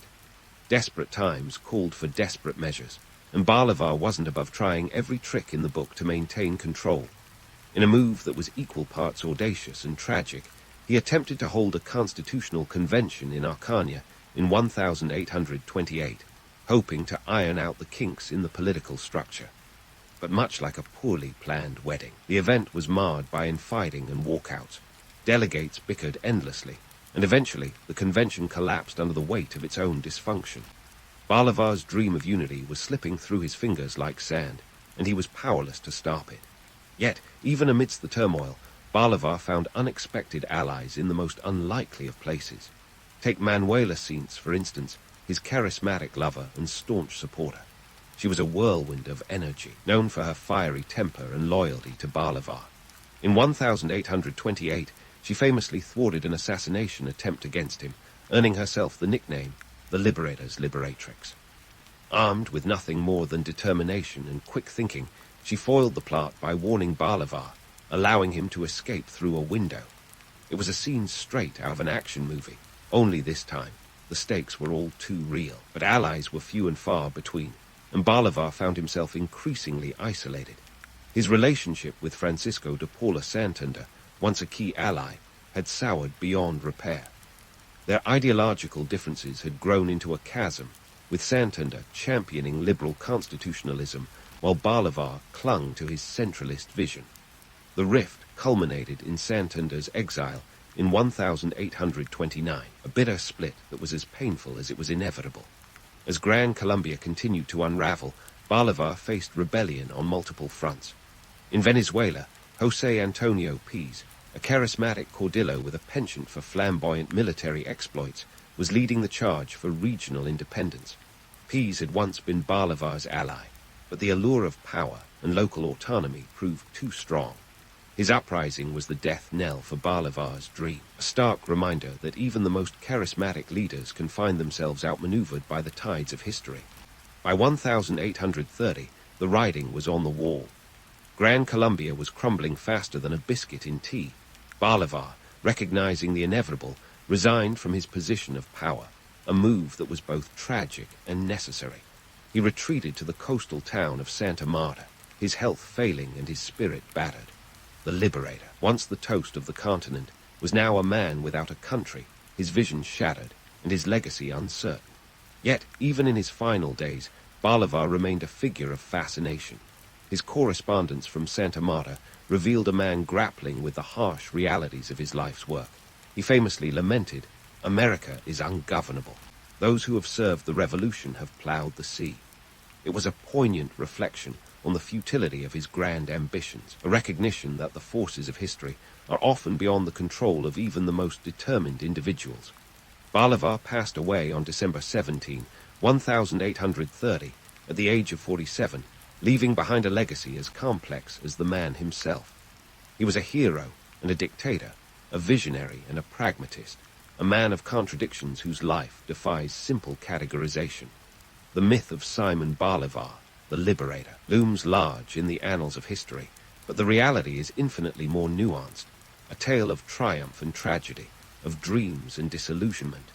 As the sun set on Bolivar's era, the story of Latin America was far from over. The seeds of independence had been sown, but the journey toward stability and unity was just beginning. Bolivar's legacy would endure, inspiring future generations to dream of a better world, even as they navigated the complex and often treacherous waters of nation-building. And while Gran Colombia may have faded into the annals of history, the spirit of liberation that Bolivar ignited continues to burn brightly, a testament to the enduring power of one man's vision, however flawed it may have been.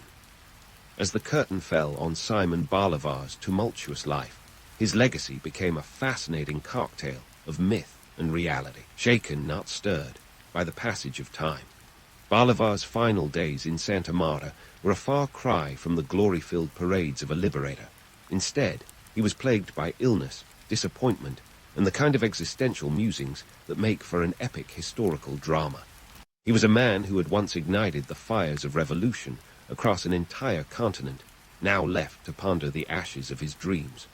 Bolivar's death at 47, from tuberculosis, a disease that seemed to have a particularly cruel affinity for his family, marked the end of an era.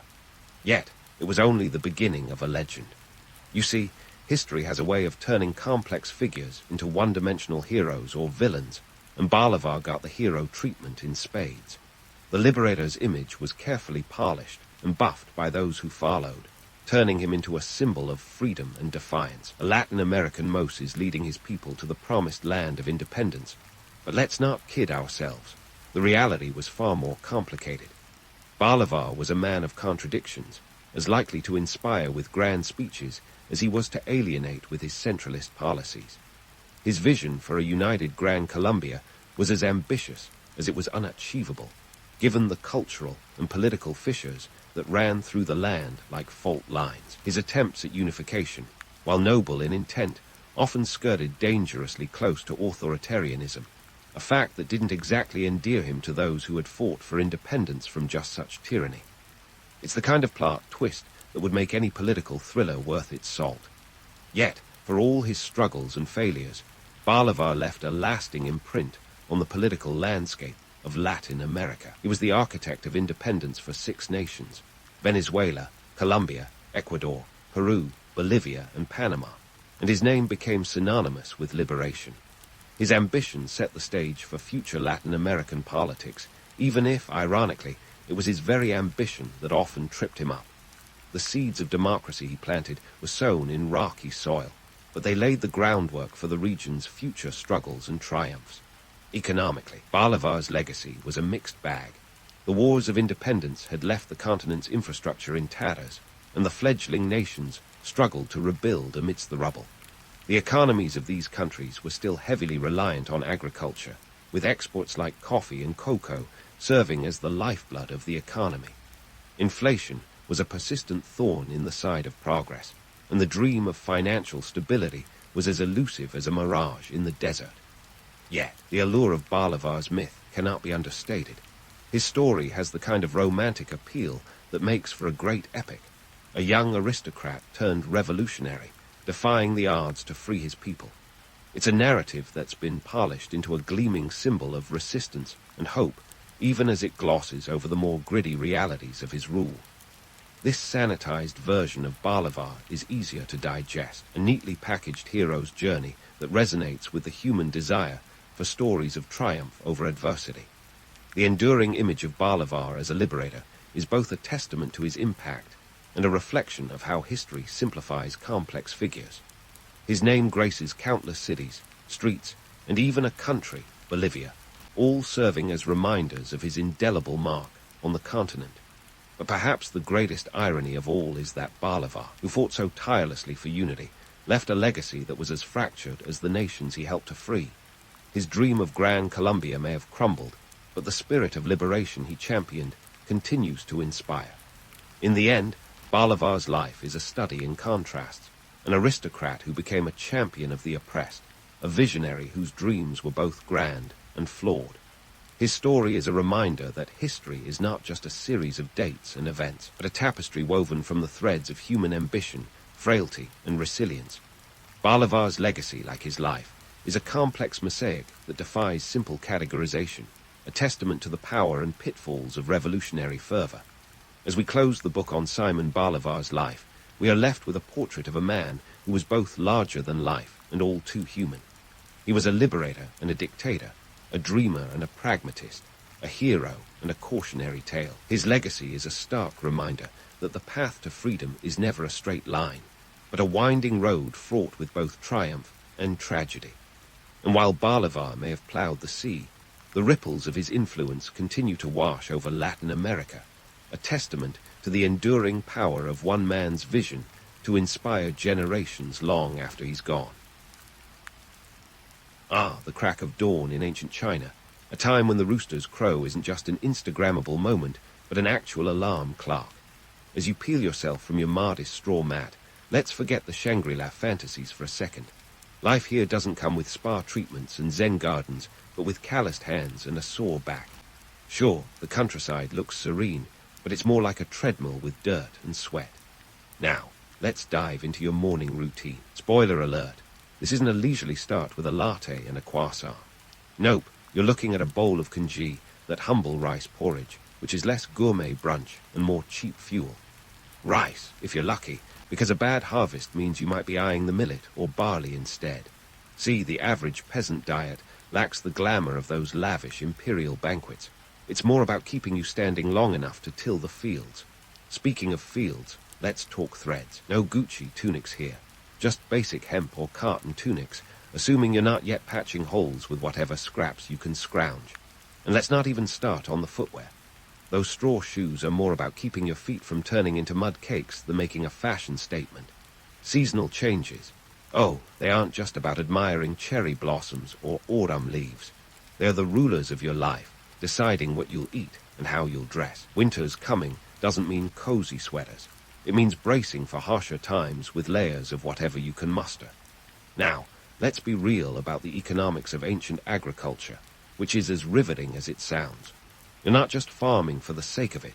You're doing so under the weight of land taxes that feel like they're designed to keep you as eternally grounded as the rice paddies you toil in. Take the Han Dynasty, for instance, where peasants would fork over around 30% of their yield as tax. That's a chunk that makes modern tax rates look like a polite suggestion. And let's not forget the corvée labor, where you might be called for state projects, leaving your own crops to fend for themselves. And while we're debunking myths, let's tackle this idyllic image of the peasant as a content, simple soul. Yeah, that's cute, but the reality is, you're part of a massive workforce that produces the backbone of the empire's economy while living on the edge of subsistence. Crop yields aren't just numbers, they're your lifeline. A good year might mean a surplus, maybe a little trading on the side. A bad one, well, let's hope you like congee even more watered down. So, as the sun rises higher and you head out to the fields, remember, this isn't just another day in paradise. It's a day in the life of a peasant who's not just living history, but surviving it. And if the serenity of ancient China ever tempts your imagination, just remember, sometimes the grass is literally greener on the other side because it gets all the water while you're stuck working the dry patch. As you lace up those straw shoes and head into the fields, forget any notion of a tranquil morning stroll. Welcome to the real world of ancient Chinese agriculture, where your day is powered less by caffeine and more by sheer necessity. Rice and millet aren't just menu items. They are the VIPs of your agricultural playlist, and getting them from seed to harvest is no romantic endeavor. This is hard labor, and it's about as glamorous as a mud puddle. Let's break down your toolkit, shall we? You've got the lie, a plow that's as basic as its name sounds, and the lay, a rake that's basically a glorified stick with dreams of mechanization. If you're lucky, you've got a water buffalo to help share the load. But if not, congrats, you're the buffalo now. These tools are the unsung heroes, and they're about as ergonomically designed as a medieval torture device. No wonder your back feels like it's auditioning for a circus contortionist act. And here's where we bust another myth. Farming isn't a leisurely activity where you wander about, scattering seeds like a romanticized Johnny Appleseed. Nope, It's a synchronized dance of sweat and timing. Rice, that staple of the empire's diet, demands paddies filled with water, a resource that's as unpredictable as your neighbors gossiping. It's all about irrigation, and if you're thinking that's a simple task, think again. The canals and dikes required to keep these fields watered are less DIY weekend project and more community-wide commitment that would make a modern water board shiver. Millet, on the other hand, is the dryland cousin to rice, growing where water's as scarce as a free lunch. It's hardy, yes, but it's also the backup singer to rice's diva. Millet doesn't get the same love, but it's critical, especially when rice throws a tantrum and refuses to grow. Now, let's turn the spotlight onto the unsung labor force that makes this all happen, the family. In a world without child labor laws, your kids are your workforce, and their tiny hands are anything but idle. Forget about school or playdates. Here, your 6-year-old is more likely to be wielding a hoe than a crayon. While today's HR departments might faint at the thought, back then, this was survival. Every family member, from the toddler to the grandparent, has a role, and childhood is a concept as foreign as Wi-Fi. This isn't just a family business, it's a family ordeal. Each member plays a part in the agricultural symphony, from planting to harvesting, and it's a performance that takes place under the sky's unpredictable spotlight. The stakes are high. A misstep in timing or technique doesn't just mean a lower paycheck, it means the difference between sustenance and starvation. Speaking of high stakes, let's talk about the risks. Farming isn't just physically demanding, it's a gamble with nature as your fickle partner. Floods, droughts, pests, each a potential disaster waiting to unfold. One bad season, and you're not just skipping dessert, you're skipping meals altogether. And let's not ignore the occupational hazards, back-breaking labor, blistered hands, and the occasional encounter with a venomous snake. Fun times, right? Here's where we peel back the romantic veneer of pastoral life.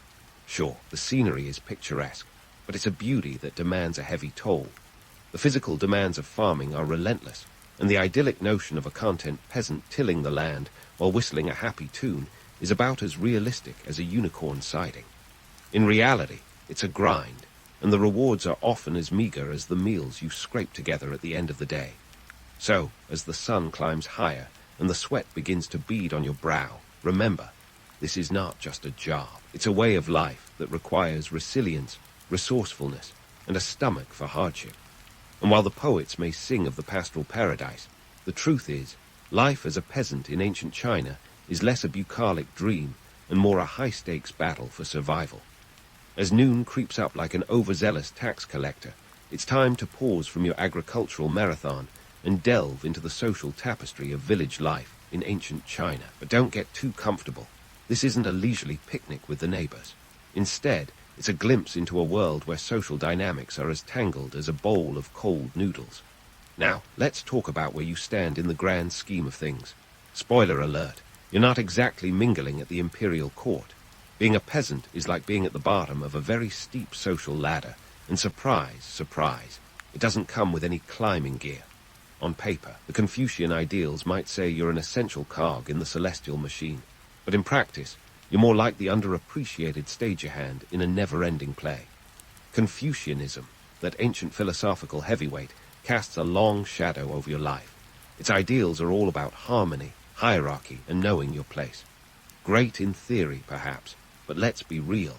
For peasants, it translates to a rigid social structure that's about as forgiving as a stone slab. The idea that everyone should accept their role in society sounds noble, but when your role involves endless toil with little reward, it feels more like a cosmic joke. Social mobility, that shiny carrot dangled in front of aspiring ladder climbers throughout history, is mostly an illusion here. The dream of rising above your station. Well, it's about as likely as finding a pearl in your kanji.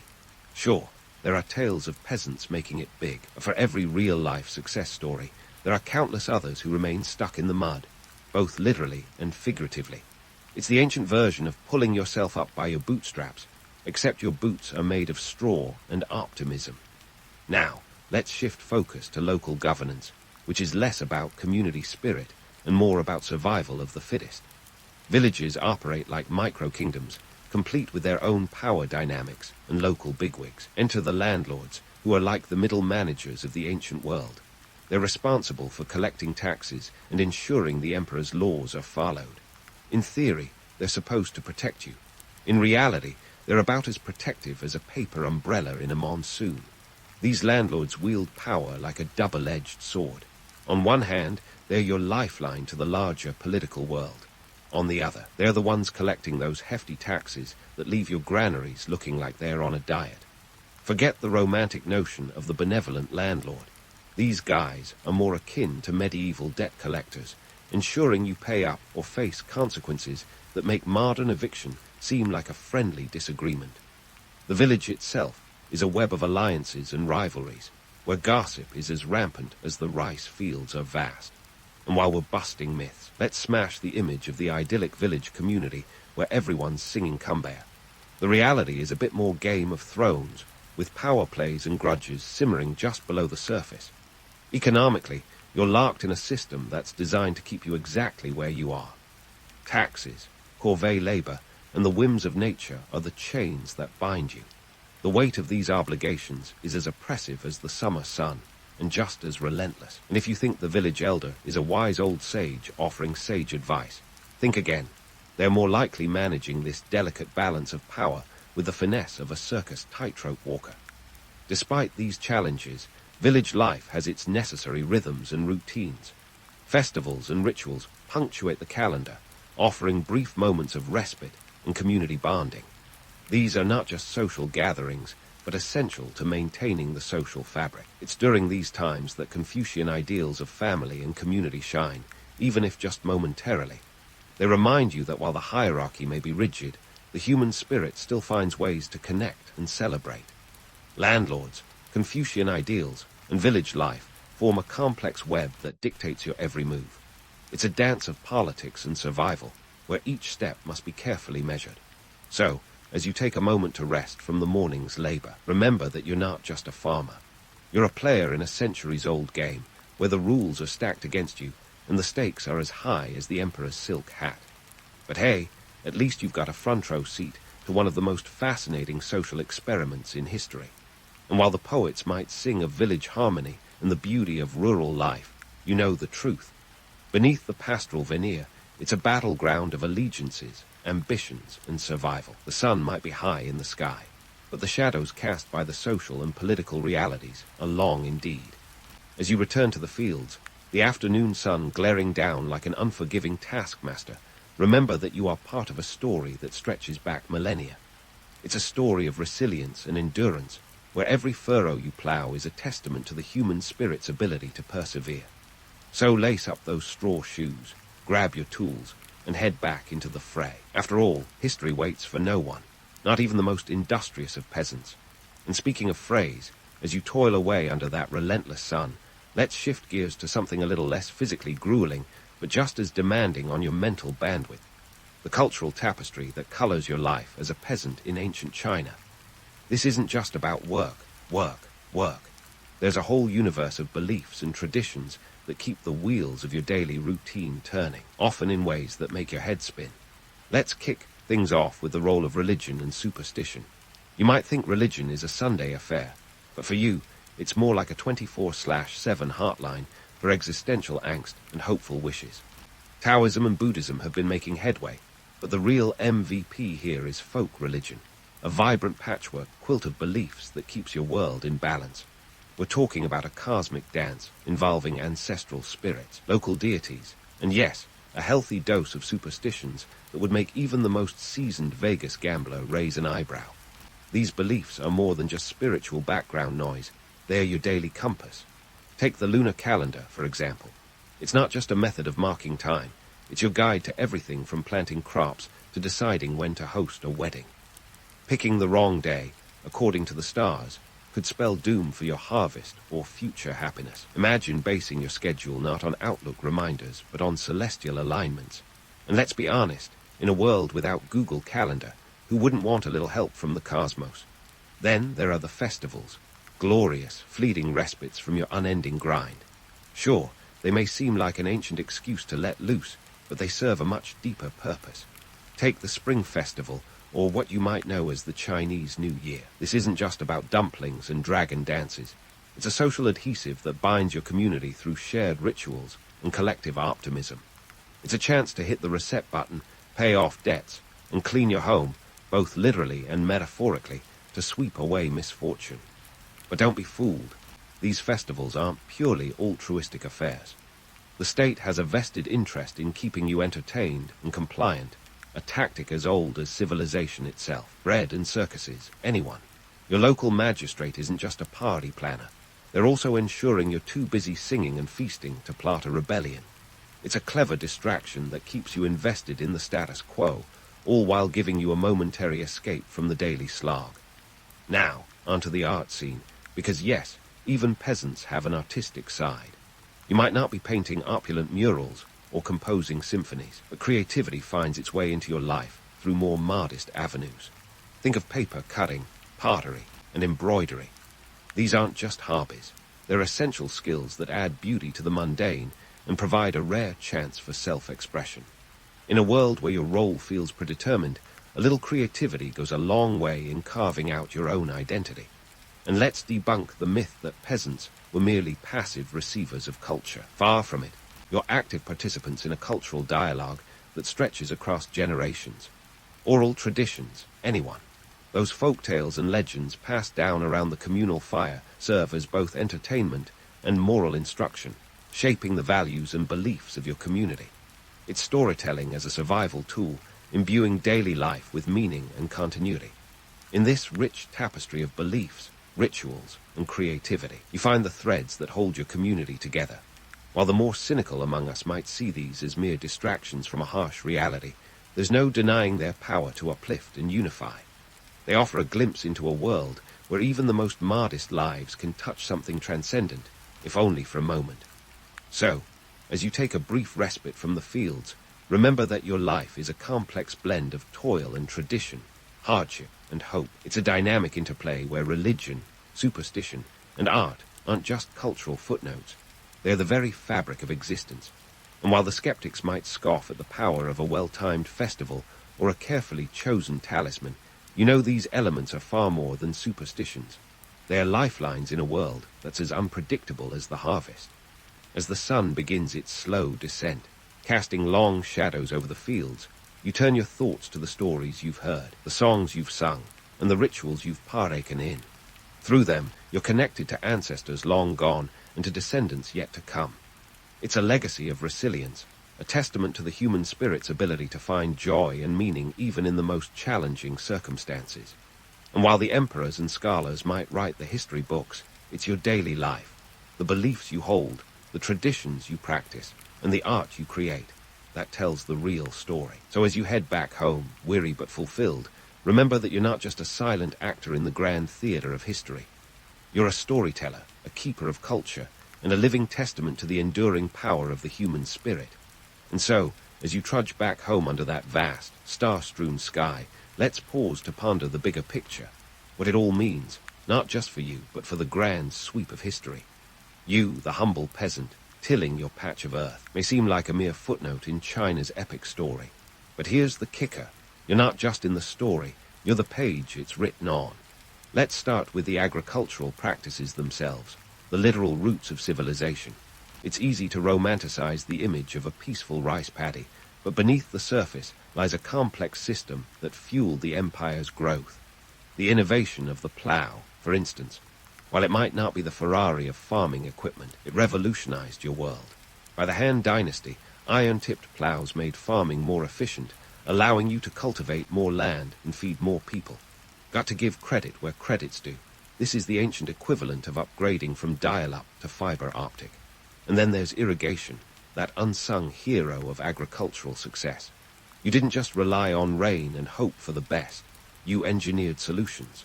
The Dujungian irrigation system, built in the 3rd century BCE, is a masterpiece of ancient engineering. It managed to control the Min River, irrigating vast swaths of land and turning Sichuan into a breadbasket, all without the help of modern machinery or a single PowerPoint presentation. But let's not forget the broader implications. These innovations didn't just keep bellies full, they laid the groundwork for a stable society. A well-fed population is less likely to revolt. A content populace is the foundation of any enduring empire. Your relentless labor and adaptability provided the stability that allowed the Han dynasty to flourish into one of the golden ages of Chinese history. Without your sweat and toil, the emperor's silk robes would be little more than rags. So, how does this all resonate today? Well, consider the resilience and ingenuity that defined your existence. In an era where we're spoiled by technological conveniences, there's something profoundly humbling about the perseverance of ancient agrarians. They didn't have GPS-guided tractors or genetically modified seeds. They had grit and a determination born out of necessity. They faced the whims of nature and the oppressive weight of taxes, yet managed to create a sustainable way of life. Talk about making lemonade out of lemons, or in your case, a decent harvest out of a bone-dry season. Now, let's tackle the myth of the noble peasant. It's easy to paint your life as a simple, idyllic existence, close to nature, living in harmony. But the truth, it was a grind. You're not just a character in a pastoral poem, you're the central figure in a drama of survival. Your life was dictated by the land, the sky, and the state, not some idealized notion of pastoral bliss. Yet you found ways to thrive, to create community, and to pass on knowledge and traditions that would resonate through the ages. And here's a sharp observation for you. The very systems that seem to imprison you, taxation, corvée labor, rigid social structures, are also what pushed you towards innovation and resilience. Necessity, as they say, is the mother of invention. You didn't just accept your lot. You adapted and found ways to make it work for you. In a sense, the very constraints that bind you also empower you. It's a paradox as old as time and as relevant today as it was then. As we wrap up this little journey through time, let's consider the legacy you leave behind. You're not just a cog in the wheel, you're the axle that kept it turning. Your existence may have been modest, but your impact was monumental. The systems you helped build, the agricultural techniques, the social structures, the cultural traditions, form the bedrock of one of the world's oldest continuous civilizations. In today's fast-paced world, there's a lesson to be learned from your story. That enduring success is built on the shoulders of those who toil quietly, steadfastly, and with purpose. So as you finally kick off those straw shoes and settle in for the night, remember that your story is not just about survival, but about contribution. Your life, with all its hardships and triumphs, is a testament to the enduring spirit of humanity. And while the emperors may have their monuments and scholars their scrolls, it's the everyday lives of people like you that truly shape history. Sleep well, knowing that in the vast tapestry of time, your thread is one that has woven a story of profound significance. Pharaohs, the rock stars of ancient history. These guys didn't just strut around in fancy headgear. They were marketed as living gods. It's like being a celebrity today, but instead of Twitter followers, you had worshippers. Sounds glamorous, right? Well, let's spill the Nile on that illusion. First, a bit of context. The pharaoh was the top boss in the ancient Egyptian social hierarchy, which was less of a pyramid and more of a tiered cake with him as the cherry on top. He wasn't just the political leader, but the divine intermediary between the gods and the people, which is quite the job description. Imagine combining the roles of a president, a pope, and your local real estate mogul, all while trying to look good in a shendit, a skirt-like garment that was the height of fashion around 3000 BCE. Speaking of fashion, let's dive into the lifestyle of these ancient A-listers. A major perk of being pharaoh was the bling. Gold, gemstones, and intricately designed jewelry were practically the casual wear of the time. Tutankhamun's tomb alone, unearthed in 1922, contained over 5,000 items, including a solid gold coffin and the now iconic death mask. If you thought your closet was cramped, imagine storing that haul. But it wasn't all about the swag. Running a kingdom meant pharaohs had to engage in some serious political chess. They needed to keep the nobles in check, the priests happy, and the military loyal. This required a delicate balance of fear, favor, and a little divine intervention. Ramses Roman II, for example, ruled for 66 years and was known for his military prowess and massive construction projects, including the temples at Abu Simbel. The man knew how to make an impression, and he wasn't shy about chiseling his achievements into stone for posterity. Now, onto the real estate scene in Thebes. Think of it as the Beverly Hills of ancient Egypt. Thebes was the capital during the New Kingdom, around 1570-1070 BCE, and was known for its grand temples and palaces. This city was prime real estate, not just for its luxury, but because it was a center of religious activity. The Karnak Temple Complex, for instance, was one of the largest religious buildings ever constructed. If you were a big shot in ancient Egypt, this was the neighborhood to call home. But buying property here wasn't just about money. It was about status and influence. It was less location, location, location, and more power, power, power. As for the myth of the Pharaohs' divine right, let's just say it was a handy narrative. By claiming descent from gods, pharaohs could justify their absolute power. And while this sounds like a neat trick, it also meant they were expected to maintain mad or cosmic order. If things went wrong, famine, invasion, or a plague of locusts, it was on them. Not exactly the kind of pressure you'd want on your LinkedIn profile. So, what did all this mean for the average Egyptian? Well, while the pharaoh was lounging in luxury, the rest of the population was busy toiling away, ensuring the kingdom ran smoothly. From farmers to craftsmen, everyone had a role to play in supporting the opulent lifestyle of their divine ruler. But let's not sugarcoat it. Life for the common folk was hard, and the gap between the pharaoh and the average Joe was wider than the Nile in flood season. In the end, the pharaoh's divine status was as much about propaganda as it was about reality. They were masterful politicians, skilled in the art of image-making long before Instagram was a thing. The legacy of these rulers isn't just in the gold and stone they left behind, but in their ability to craft a narrative that has fascinated us for millennia. As much as we might admire the grandeur, it's worth remembering that beneath the gold lay a very human struggle for power and legacy. And speaking of power and legacy, let's shift our gaze from the pharaohs to the brainiacs behind the scenes, the priests and scribes. These folks were the real intellectual heavyweights of ancient Egypt, and they didn't need to flaunt gold to prove it. Instead, they wielded the pen. And in a society where literacy was about as common as unicorns, that was the ultimate golden ticket. First, let's talk about the priests. These guys weren't just leading hymns or burning incense. They were the linchpins of the entire religious and political machine. Imagine being the spiritual consultant to a living god. No pressure, right? The priesthood was a well-oiled hierarchy, with the high priest of Ammon in Thebes standing at the top. This guy was the pharaoh's right hand in divine matters, and probably had more influence than a modern-day lobbyist at a political fundraiser. Their sway didn't just stop at religious affairs. They were knee-deep in political shenanigans, too. They controlled vast temple estates, which were the ancient equivalent of megacorporations, complete with land, wealth, and laborers. Think of them as the original CEOs, with a direct line to the gods as a bonus. Now, let's not kid ourselves. These roles weren't just handed out. You usually had to be born into the right family, which sounds familiar, right? But once you were in, life was pretty sweet.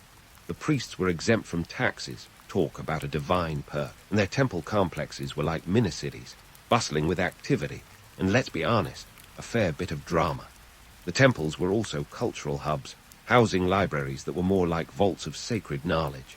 Only the initiated had access, keeping a tight lid on the secrets of the universe, or at least the secrets of making sure the Nile flooded on time. Speaking of secrets, let's move on to the scribes. These were the original keepers of knowledge, the nerds of the Nile, if you will. They were the ones who knew how to read and write those cryptic hieroglyphs that still baffle the occasional tourist today. And in a world where less than 1% of the population could read, being a scribe was like having a key to the VIP section. Scribes were the bureaucrats, the accountants, the historians. They kept the wheels of the state turning while also documenting every triumph and failure, chiseling the legacy of their pharaohs into the annals of history. But it wasn't all ink and papyrus. To become a scribe, you had to endure a rigorous education, starting as a young boy.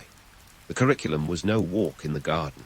It was grueling, involving years of learning to master the intricate symbols and their meanings. It said that a scribe's life was a good one, with the potential for upward mobility, a rarity in the ancient world. In fact, the satire of the trades, an ancient text, extols the virtues of being a scribe over other, less glamorous jobs like washing clothes or mining copper. The message was clear. Writing was the path to prestige and comfort. So while you might have been cramping your hand with endless hieroglyphs, at least you weren't knee-deep in the Nile wrangling laundry. The scribes also played a critical role in maintaining the economy. They recorded taxes, kept census data and compiled lists of offerings to the gods. Basically, they were the human spreadsheets of ancient Egypt. And in a society where the economy was so closely tied to religious offerings and temple activities, this wasn't just admin work. It was vital to the kingdom's prosperity. Now, let's tackle a myth that's been floating around: animal sacrifices. Contrary to some biblical exaggerations, animal sacrifices were indeed a thing, and not just a footnote in some dusty scroll. Temples were bustling with religious ceremonies where animals were offered to the gods to ensure everything from a good harvest to victory in battle. Cattle, birds, even fish, if it could be sacrificed, it was likely on the altar. These offerings were so integral that the temples had their own herds and flocks, managed by, you guessed it, our friends the priests and scribes. This wasn't just about appeasing the gods. It was also a way to display the temple's wealth and power. The more lavish the sacrifice, the more favor you were believed to curry with the divine, a bit like trying to win over your boss with an extravagant birthday gift. So, what's the takeaway from all this? Well, while the pharaohs were busy building monuments and engaging in political machinations, the priests and scribes were the ones keeping the societal gears from grinding to a halt. They were the original influencers, the gatekeepers of knowledge and tradition, without whom the grand machine of Egyptian civilization might have sputtered out long before Cleopatra ever took the throne. And as much as we might romanticize the glittering tombs and monumental temples, it's worth remembering that behind every grand gesture was a team of very human scribes and priests, each playing their part in the great drama of history. As we wrap up this chapter, it's clear that the story of ancient Egypt is as much about the minds behind the throne as it is about the figureheads who wore the crown. The divine status of the pharaohs might have been the stuff of legend, but it was the intellect and influence of the priesthood and the scribes that truly kept the spirit of Egypt alive, ensuring that the legacy of this remarkable civilization would endure for millennia.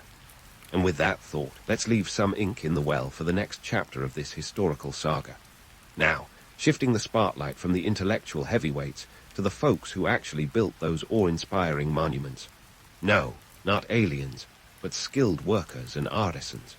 Yep, these were the real MVPs of ancient Egypt, the ones who traded in sweat and stone to create architectural wonders that still baffle modern engineers. Let's just say, if there had been an ancient Egyptian version of a workers' union, these guys would have been the founding members. First, let's bust a myth that's been hanging around like a bad penny: the idea that the pyramids were built by slaves. While it makes for a dramatic Hollywood narrative, the reality is more nuanced and arguably more impressive. Evidence suggests these massive projects were actually undertaken by a workforce of paid laborers. Yes, you heard that right. Paid, not enslaved. Archaeological digs have uncovered workers' villages near the pyramids with proof of wages in the form of bread and beer. That's right, your daily grind was rewarded with carbs and brews. Talk about a balanced diet. These workers weren't just given a sandwich and a pat on the back. They lived in organized communities with access to medical care, housing, and even a rudimentary social security system. And while their lives were far from luxurious, they weren't the life of misery often depicted in popular culture. The pay wasn't exactly competitive by today's standards, but hey, the beer flowed freely, which probably helped ease the back-breaking labor of hauling multi-ton blocks of limestone under the blistering sun. Let's talk numbers. Building the Great Pyramid of Giza, for instance, required a workforce of about 20,000 to 30,000 people. This architectural marvel took roughly 20 years to complete. That's 2 decades of blood, sweat, and papyrus cuts. The workers were divided into crews and gangs, a bit like a construction site today, but with fewer hard hats and more shendit skirts. Each crew was responsible for specific tasks, with roles ranging from quarrying and transporting stone to intricate carving and finishing. This wasn't just about brute strength. It was a complex operation that required skill and precision. The artisans and craftsmen were the creme de la creme of the workforce. They were the Michelangelos of their time, responsible for the exquisite carvings and elaborate hieroglyphs that adorned the temples and tombs. These artisans had a reputation to uphold, and the quality of their work was a testament to their expertise. Imagine spending years perfecting your craft, only for your masterpiece to be sealed in a tomb. Talk about a niche audience. But it wasn't all smooth sailing.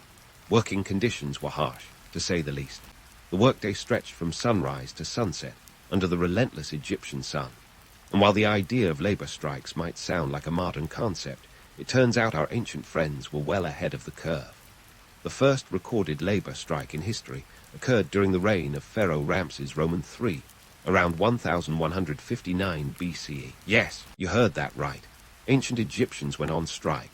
Fed up with late payments, the workers constructing the royal necropolis at Deir el-Medina downed tools and marched to the local temple, demanding their due. It was a moment of sheer audacity and a testament to the workers' awareness of their worth. Now, you might wonder why this mattered in the grand scheme of things.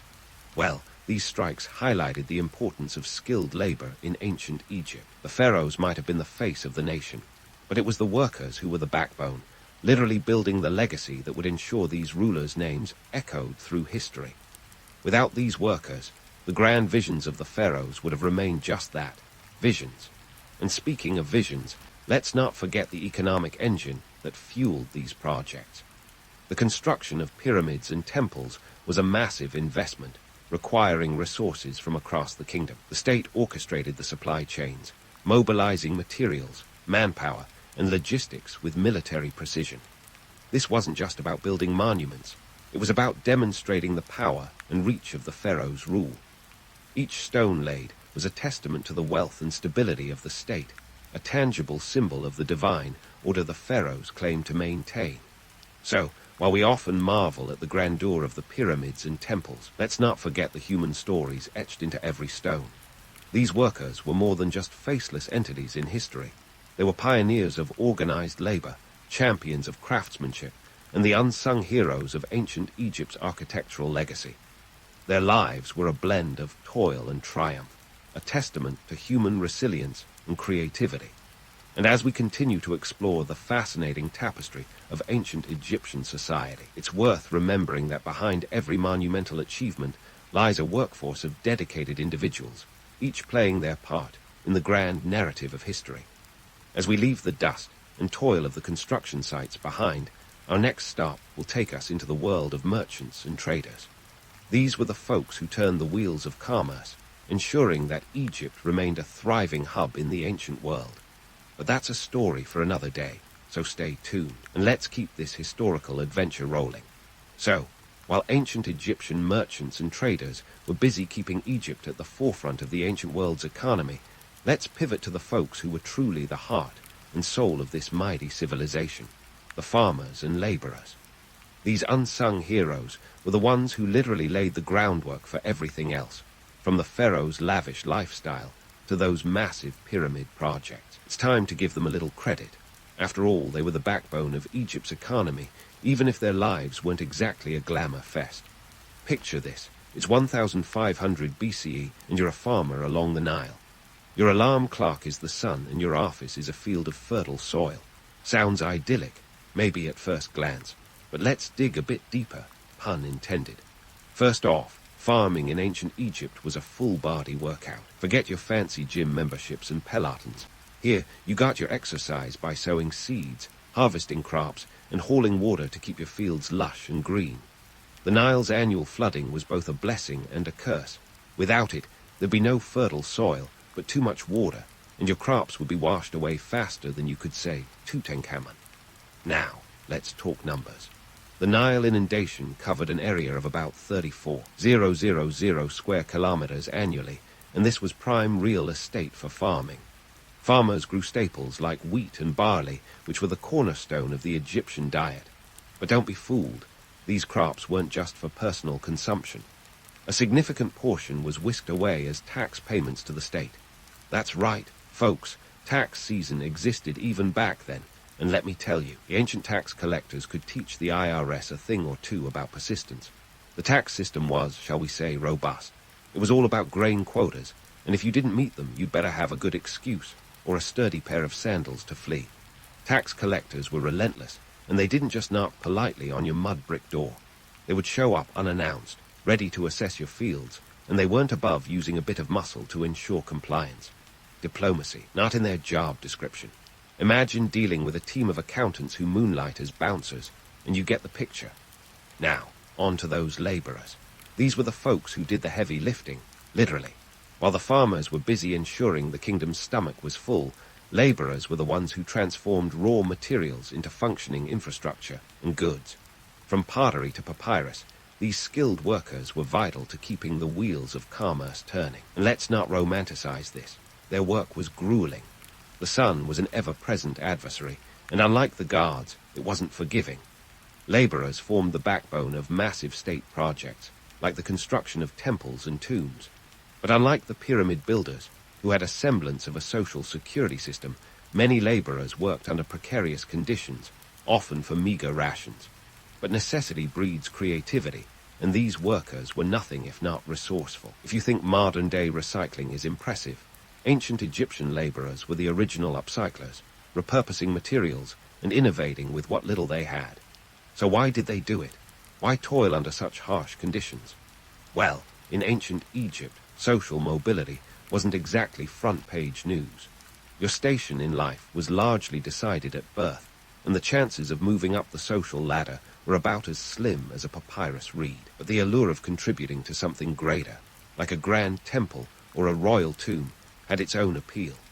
In a world where the divine intertwined with the mundane, being part of such monumental projects offered a sense of purpose and place in the cosmic order. And speaking of cosmic order, let's touch on the economic landscape.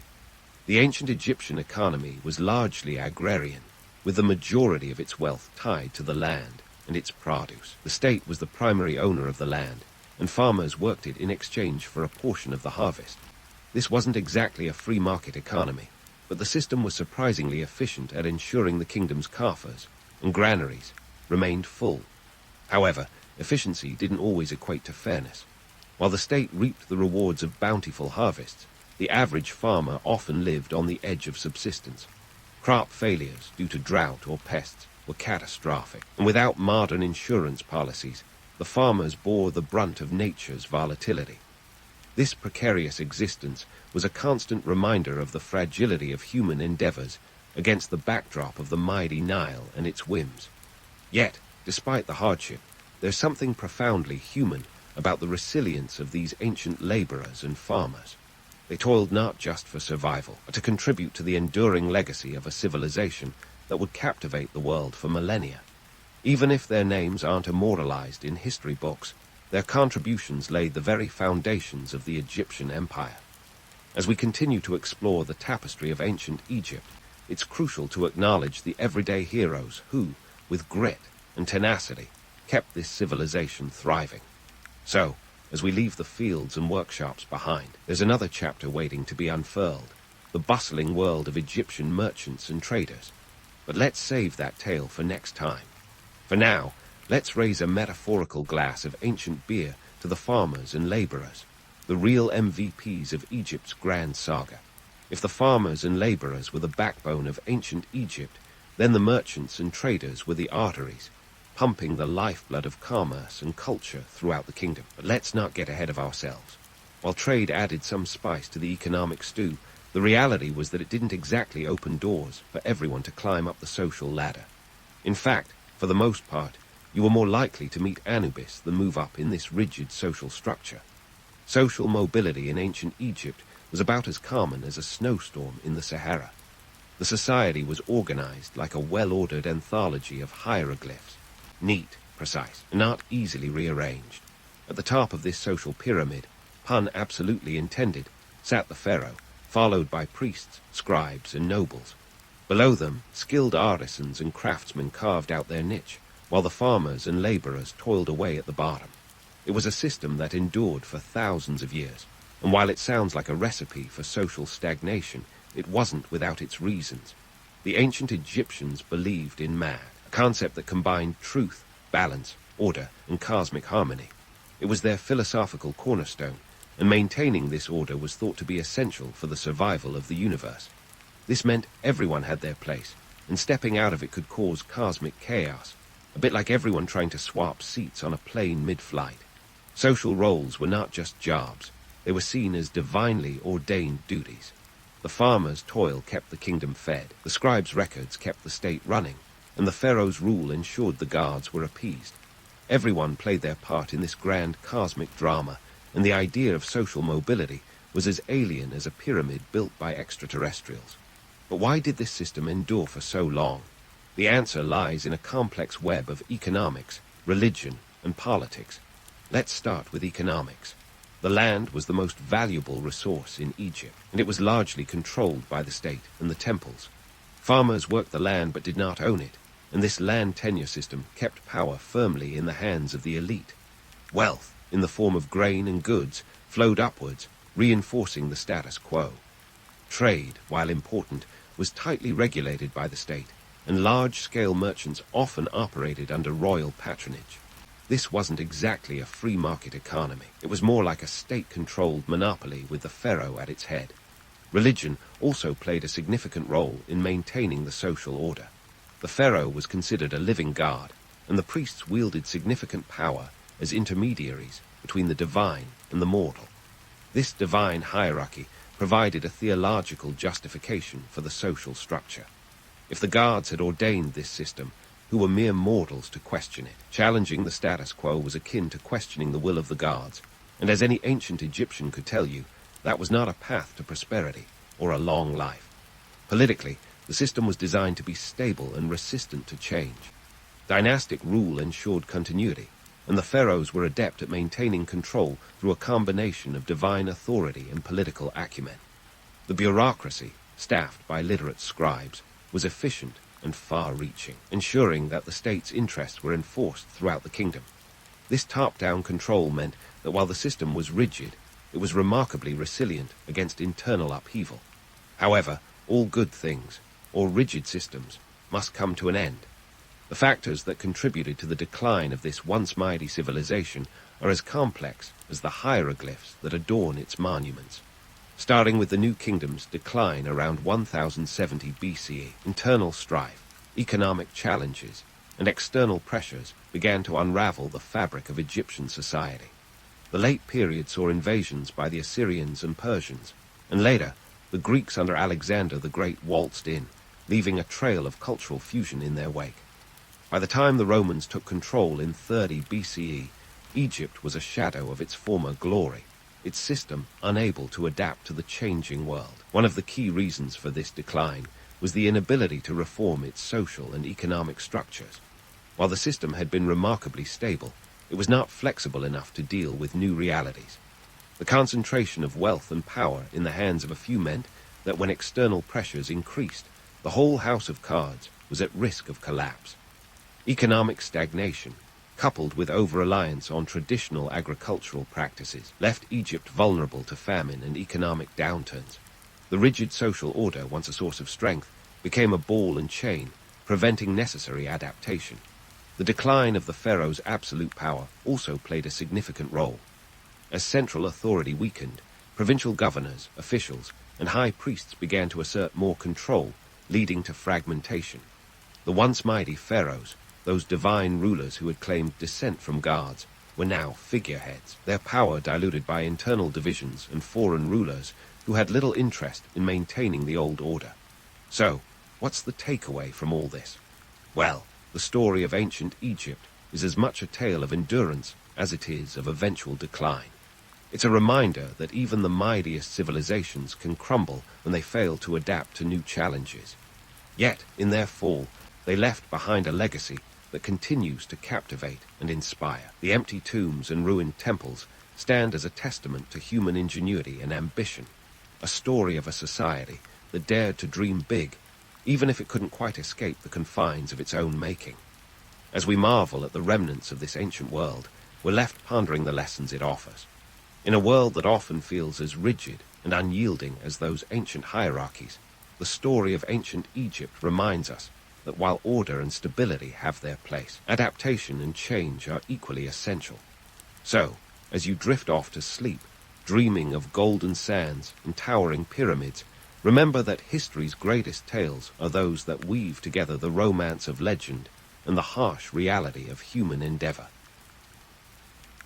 Mahatma Gandhi, the man we often picture as the serene sage wrapped in his iconic khadi, started his life far from the dusty lanes of Porbandar, India, as a rather ordinary kid. He was born on October 2, 1869, in what was then a princely state by the sea, no more remarkable than any other small coastal town. Little Mohandas Karamchand Gandhi was the youngest of 4 siblings, and boy, did he have some shoes to fill. His father, Ramchand Gandhi, held the title of Diwan of Porbandar, a fancy way of saying he was the chief minister. But young Gandhi's destiny was less about following in his father's footsteps, and more about charting his own unpredictable course. Now, let's fast forward a bit to 1888.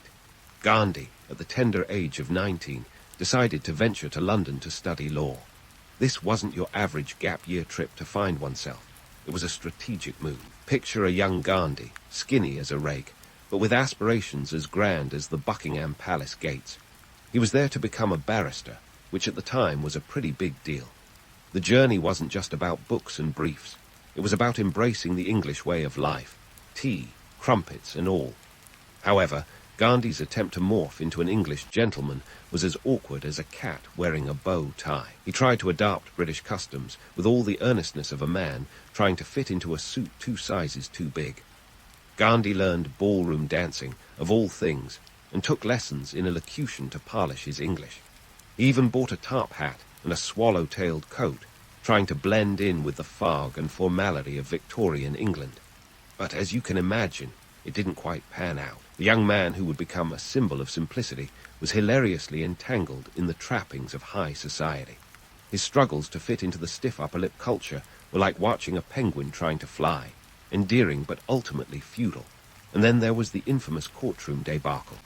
Gandhi's first foray into the legal world was less Atticus Finch, more silent film slapstick. After years of studying law, Gandhi found himself in his first case. There he stood, in front of the judge, the jury, and an expectant audience, ready to unleash his legal prowess. Only, when the moment came, he completely froze.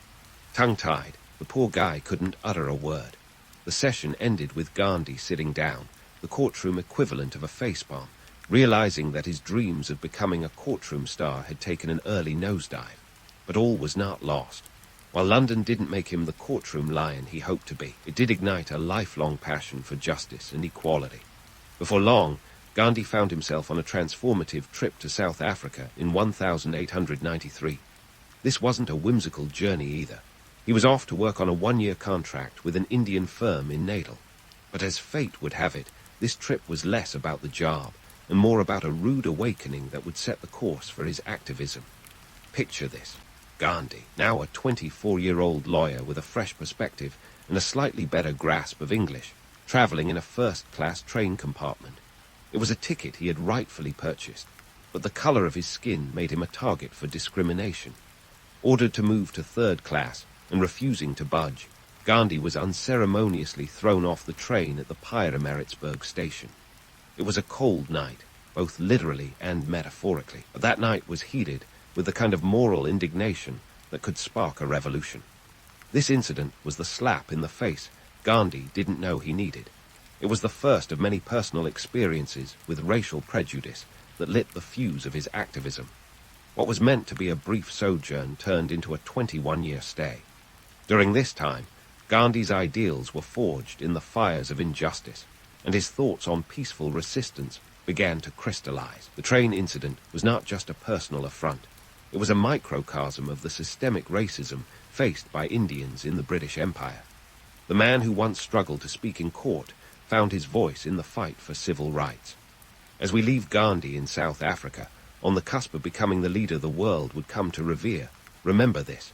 The making of a legend is often a series of missteps, awkward dances, and unexpected journeys. Gandhi's early life was a tapestry of such moments, each thread contributing to the fabric of his revolutionary vision. And so, in the dusty annals of history, we find Gandhi in South Africa, where he spent 2 decades in a place that was as much about tea plantations as it was about stark divisions.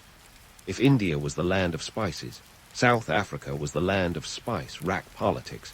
Everything was neatly divided, and the flavors didn't mix. Gandhi's stay there was a crucible of sorts, a place where he encountered racial prejudice with the consistency of a bad penny. It just kept showing up. The infamous train episode was just a prelude. Picture Gandhi, now an accidental activist, navigating a world where whites only was more than just a sign. It was a mantra. He faced racial discrimination like a recurring villain in the story of his life. But instead of a cape, this villain wore the guise of colonial bureaucracy. Gandhi, with his penchant for self-experimentation, began to address these injustices not by shouting from rooftops, but by whispering ideas that would echo across continents. Enter Satyagraha, Gandhi's brainchild that would redefine resistance. Translating to truth force, or soul force, Satyagraha was as revolutionary as it was deceptively simple. The idea was to confront injustice, not with violence, but with the unyielding strength of truth and non-violence. It's like bringing a feather to a sword fight, only to discover it's the most powerful weapon in the room. Gandhi believed that if truth was on your side, you didn't need the sharp end of a stick, just a steadfast belief in the righteousness of your cause.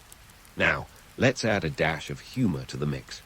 Gandhi had some quirks, which were as charming as they were peculiar. He had a fondness for enemas, a detail he was surprisingly open about. Yes, you heard it right.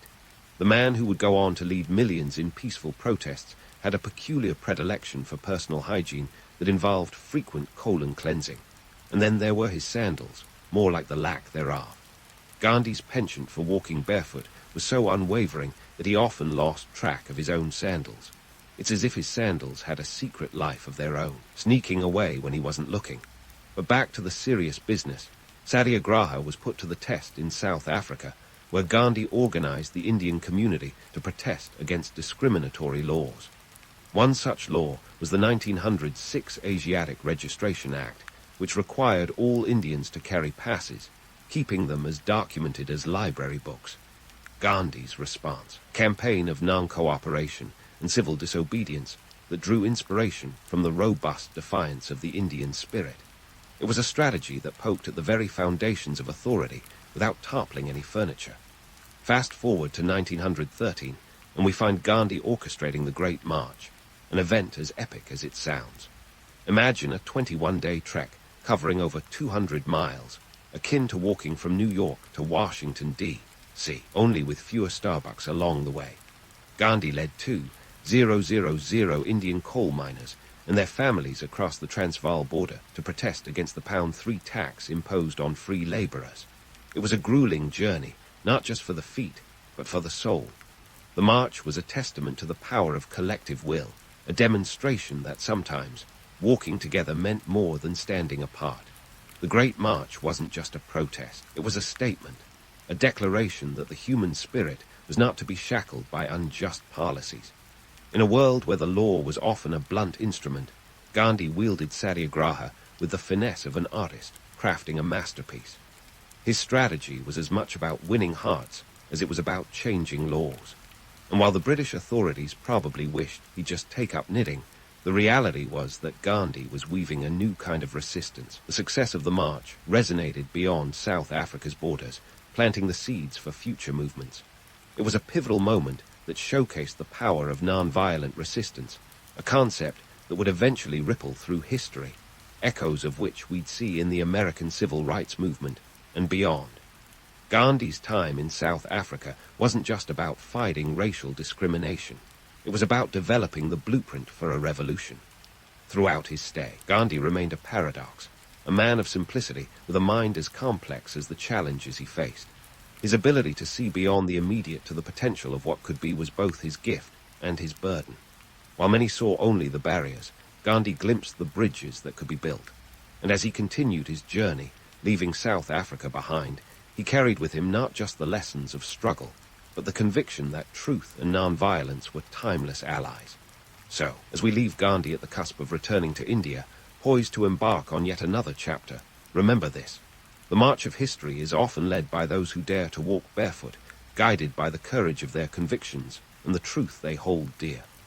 Gandhi's sandals may have been elusive, but his vision was anything but clear, unwavering, and destined to change the world.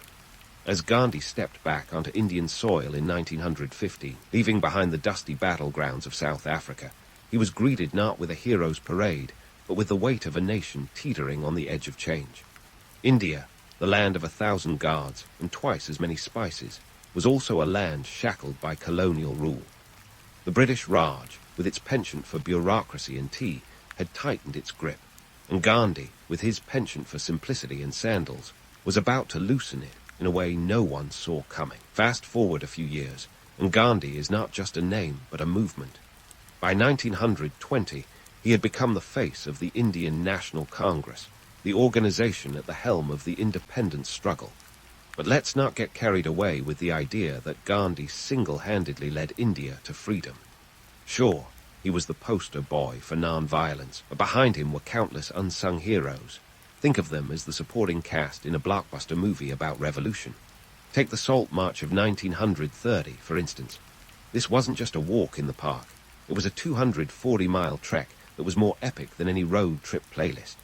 The British had a monopoly on salt production and sales, and here's the kicker. They taxed the very air India breathed, or at least the salt they used. So, Gandhi, with his knack for turning the mundane into the monumental, decided to challenge this with a march from Sabarmati Ashram to the coastal village of Dandi. Now, the Salt March wasn't just Gandhi's brainchild. It was a collective effort that involved leaders like Sarojini Naidu, who brought her own brand of fiery eloquence, and Sardar Vallabhbhai Patel, who organized the logistics that would make any event planner green with envy. The march kicked off on March 12, 1930, with 78 followers. But by the time they reached Dandi on April 6, thousands had joined in, a testament to the power of a shared goal. It's like turning a small-town parade into a nationwide festival, complete with the British authorities watching from the sidelines, probably wishing they'd picked a less salty commodity.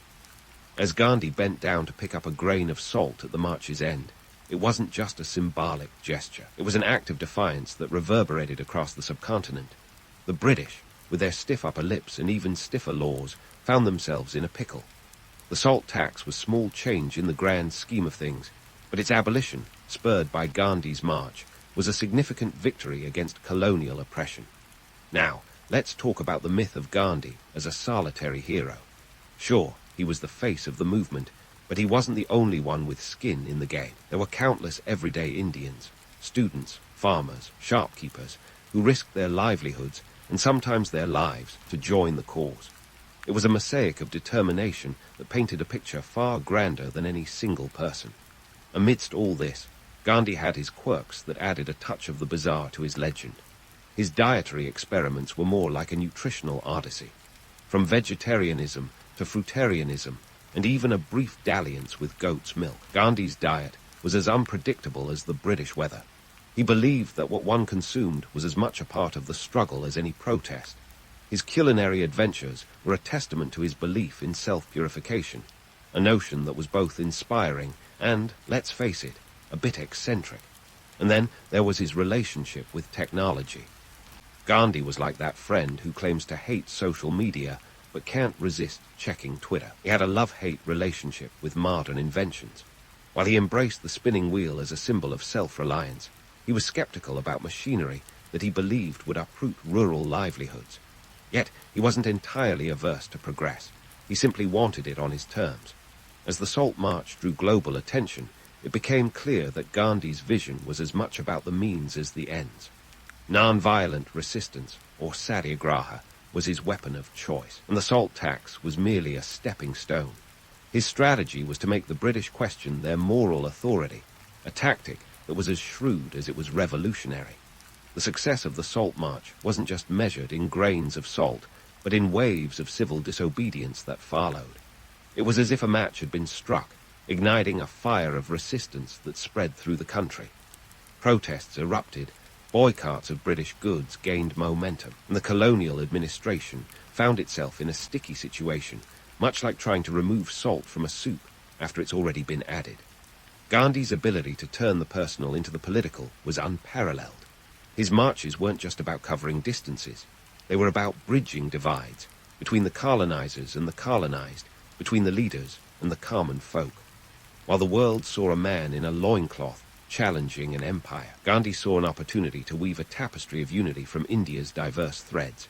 And so, as we leave Gandhi in the midst of his salt-soaked triumph, remember this: the wheels of history are often turned by those who dare to tread the unbeaten path.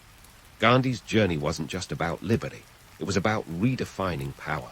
His sandals might have been missing, but his footprints were indelible, marking a path that others would follow in the quest for justice. As we pause here, with Gandhi continuing his relentless march, both literally and metaphorically, towards freedom, we find ourselves at an inflection point. The Salt March was not the end, but a beginning, a prelude to a larger symphony of defiance that would crescendo in the years to come. The next chapter awaits, with new challenges and new voices joining the chorus of change. And so, as Gandhi stood on the brink of the 1940, the world was once again embroiled in a conflict that spanned continents and redefined geopolitics. World War II. The British Empire, with its typical flair for fighting wars on someone else's turf, was knee-deep in the chaos, and India wasn't just a footnote in this global drama. It was a resource-rich player, albeit one that hadn't been invited to the negotiating table. Gandhi, now a seasoned campaigner, found himself navigating these turbulent waters with a strategy that was both brilliant and baffling. Enter the Quit India movement of 1942, a pivotal moment in India's struggle for independence, and one that remains as controversial as Gandhi's dietary experiments. Launched on August 8, 1942, at the Bombay session of the All India Congress Committee, the movement was Gandhi's call for the British to leave India to its own devices. It was like telling an overstaying guest that the party's over, only in this case, the guest had made themselves a bit too comfortable. Gandhi's rallying cry was simple: do or die. It wasn't just a catchy slogan, it was a declaration of intent. The idea was to make India ungovernable through mass protests, strikes, and boycotts, forcing the British to pack up and ship out. But here's the kicker: the British weren't exactly in the mood for negotiations. They responded with the subtlety of a sledgehammer, arresting Gandhi and other leaders, effectively decapitating the movement before it could gain full momentum. The Quit India movement, despite its initial setbacks, was a game-changer. It was like throwing a spanner into the well-oiled machine of colonial administration. The British, already stretched thin by the war effort, found themselves grappling with nationwide unrest. Over 100,000 people were arrested, and the crackdown was as fierce as a British bulldog with a bone. Yet, the movement revealed a critical truth. India's fight for independence was no longer just Gandhi's personal crusade. It had become a widespread people's struggle that couldn't be silenced by mere imprisonment. Now, let's pivot to Gandhi's thorny relationships with fellow leaders, particularly the enigmatic Subhas Chandra Bose. If Gandhi was the non-violent sage, Bose was the fiery revolutionary, and boy, did they clash like titans. Bose, who famously advocated for more direct action against the British, found Gandhi's pacifism a tad too passive. Imagine trying to start a fire with wet matches. That was Bose's frustration with Gandhi's methods. In 1939, Bose was elected president of the Indian National Congress, much to Gandhi's chagrin. The two were ideological opposites, and their relationship was as strained as a teabag at the end of a long brew. Bose eventually resigned and took a radically different path, forming the Indian National Army, INA, with the help of Japan during the war. While Gandhi's methods focused on non-cooperation, Bose was all about cooperation, with Axis powers, no less. It was a bold move, to say the least, and one that underscored the complex layers of India's freedom struggle. But let's not paint Gandhi as a one-note leader. The man was as multifaceted as a Swiss army knife. Take his affinity for spinning yarn, for example. To the untrained eye, it might seem like an eccentric hobby, but for Gandhi, it was meditative, a symbol of self-reliance and economic independence. The spinning wheel, or charkha, wasn't just a tool. It was a political statement wrapped in homespun cotton. It was Gandhi's way of saying that India could stand on its own, without the crutch of British textiles. It was a quiet revolution, one thread at a time. And then there were his views on industrialization. Gandhi was a paradox, a man who embraced the future while holding onto the past. He championed self-sufficiency and rural development, fearing that unchecked industrialization would erode India's village-based economy. Yet, he wasn't completely anti-progress. He just wanted modernization to be inclusive, not just a feast for the few. It was a vision that was as pragmatic as it was idealistic, a tightrope walk between tradition and transformation. Gandhi's stance on industrialization was emblematic of his broader philosophy. He was a man who believed that the means were as important as the ends. that the journey mattered as much as the destination. His contradictions were not failures, but reflections of a leader navigating an ever-changing landscape. They were what made him relatable, a reminder that even icons grapple with uncertainty. As the Quit India movement simmered and the war raged on, Gandhi found himself in the eye of a storm, both politically and personally. His approach was questioned, his methods scrutinized, yet his resolve remained unbroken. The British grip on India was weakening, but independence was still a tantalizing distance away. The stage was set for the final act, where the stakes were higher, and the players more determined than ever.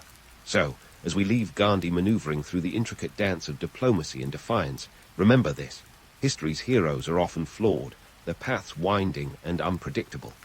Gandhi was no exception. He was a man of profound vision and perplexing paradoxes, a leader whose legacy is both celebrated and critiqued. As we move forward, the echoes of his journey will continue to resonate, shaping the narrative of a nation on the brink of freedom. And while the story of Gandhi is far from over, the next chapter promises to unravel with even greater intensity and insight. And so, as India teetered on the brink of monumental change, the air was thick with anticipation, hope, and a fair share of anxiety. The British, who had long overstayed their colonial welcome, were finally packing their bags. It was 1947, and the empire was ready to exit stage left, leaving behind a nation on the cusp of self-determination, and let's be honest, a fair bit of chaos. Enter the partition of India, a historical event that's as gut-wrenching as it is pivotal. The subcontinent, like a pie in a messy divorce, was sliced into two, India and Pakistan.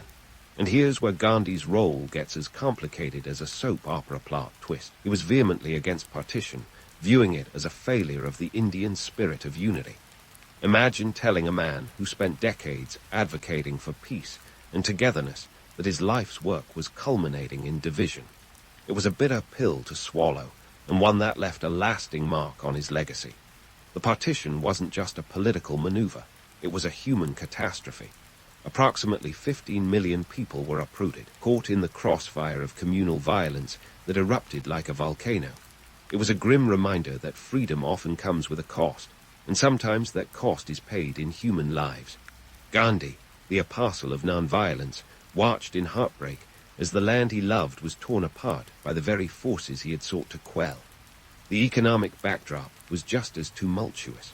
The partition disrupted trade, severed supply lines, and left newly formed borders as porous as a sieve. Industries that had thrived under the British Raj found themselves stranded, much like castaways on an uncharted island. The fledgling nations had to grapple with the immediate challenge of economic stability, a task akin to fixing a plane mid-flight. Yet, amidst this chaos, Gandhi remained a beacon of peace.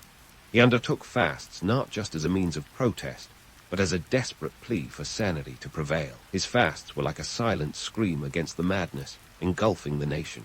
They were as much about self-purification as they were about invoking the collective conscience of a divided people. Fast forward to January 30, 1948, an ordinary day that turned extraordinary in the most tragic of ways. Gandhi, at the age of 78, was assassinated by Nathuram Guards, a man fueled by fanaticism and intolerance. Guards, a member of a Hindu nationalist group, saw Gandhi's efforts for Hindu-Muslim unity as a betrayal. It was a senseless act that snuffed out the life of a man who had spent his years advocating for peace.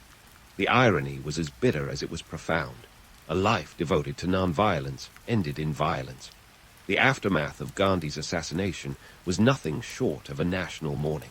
It was as if the country had lost its moral compass. Over 1 million people attended his funeral, a testament to the indelible mark he left on the nation. His death was more than just the end of a life. It was the closing of a chapter in India's struggle for identity. Now, let's dive into the myth and reality of Gandhi's legacy. The image of Gandhi as the saintly Mahatma is as iconic as it is simplistic.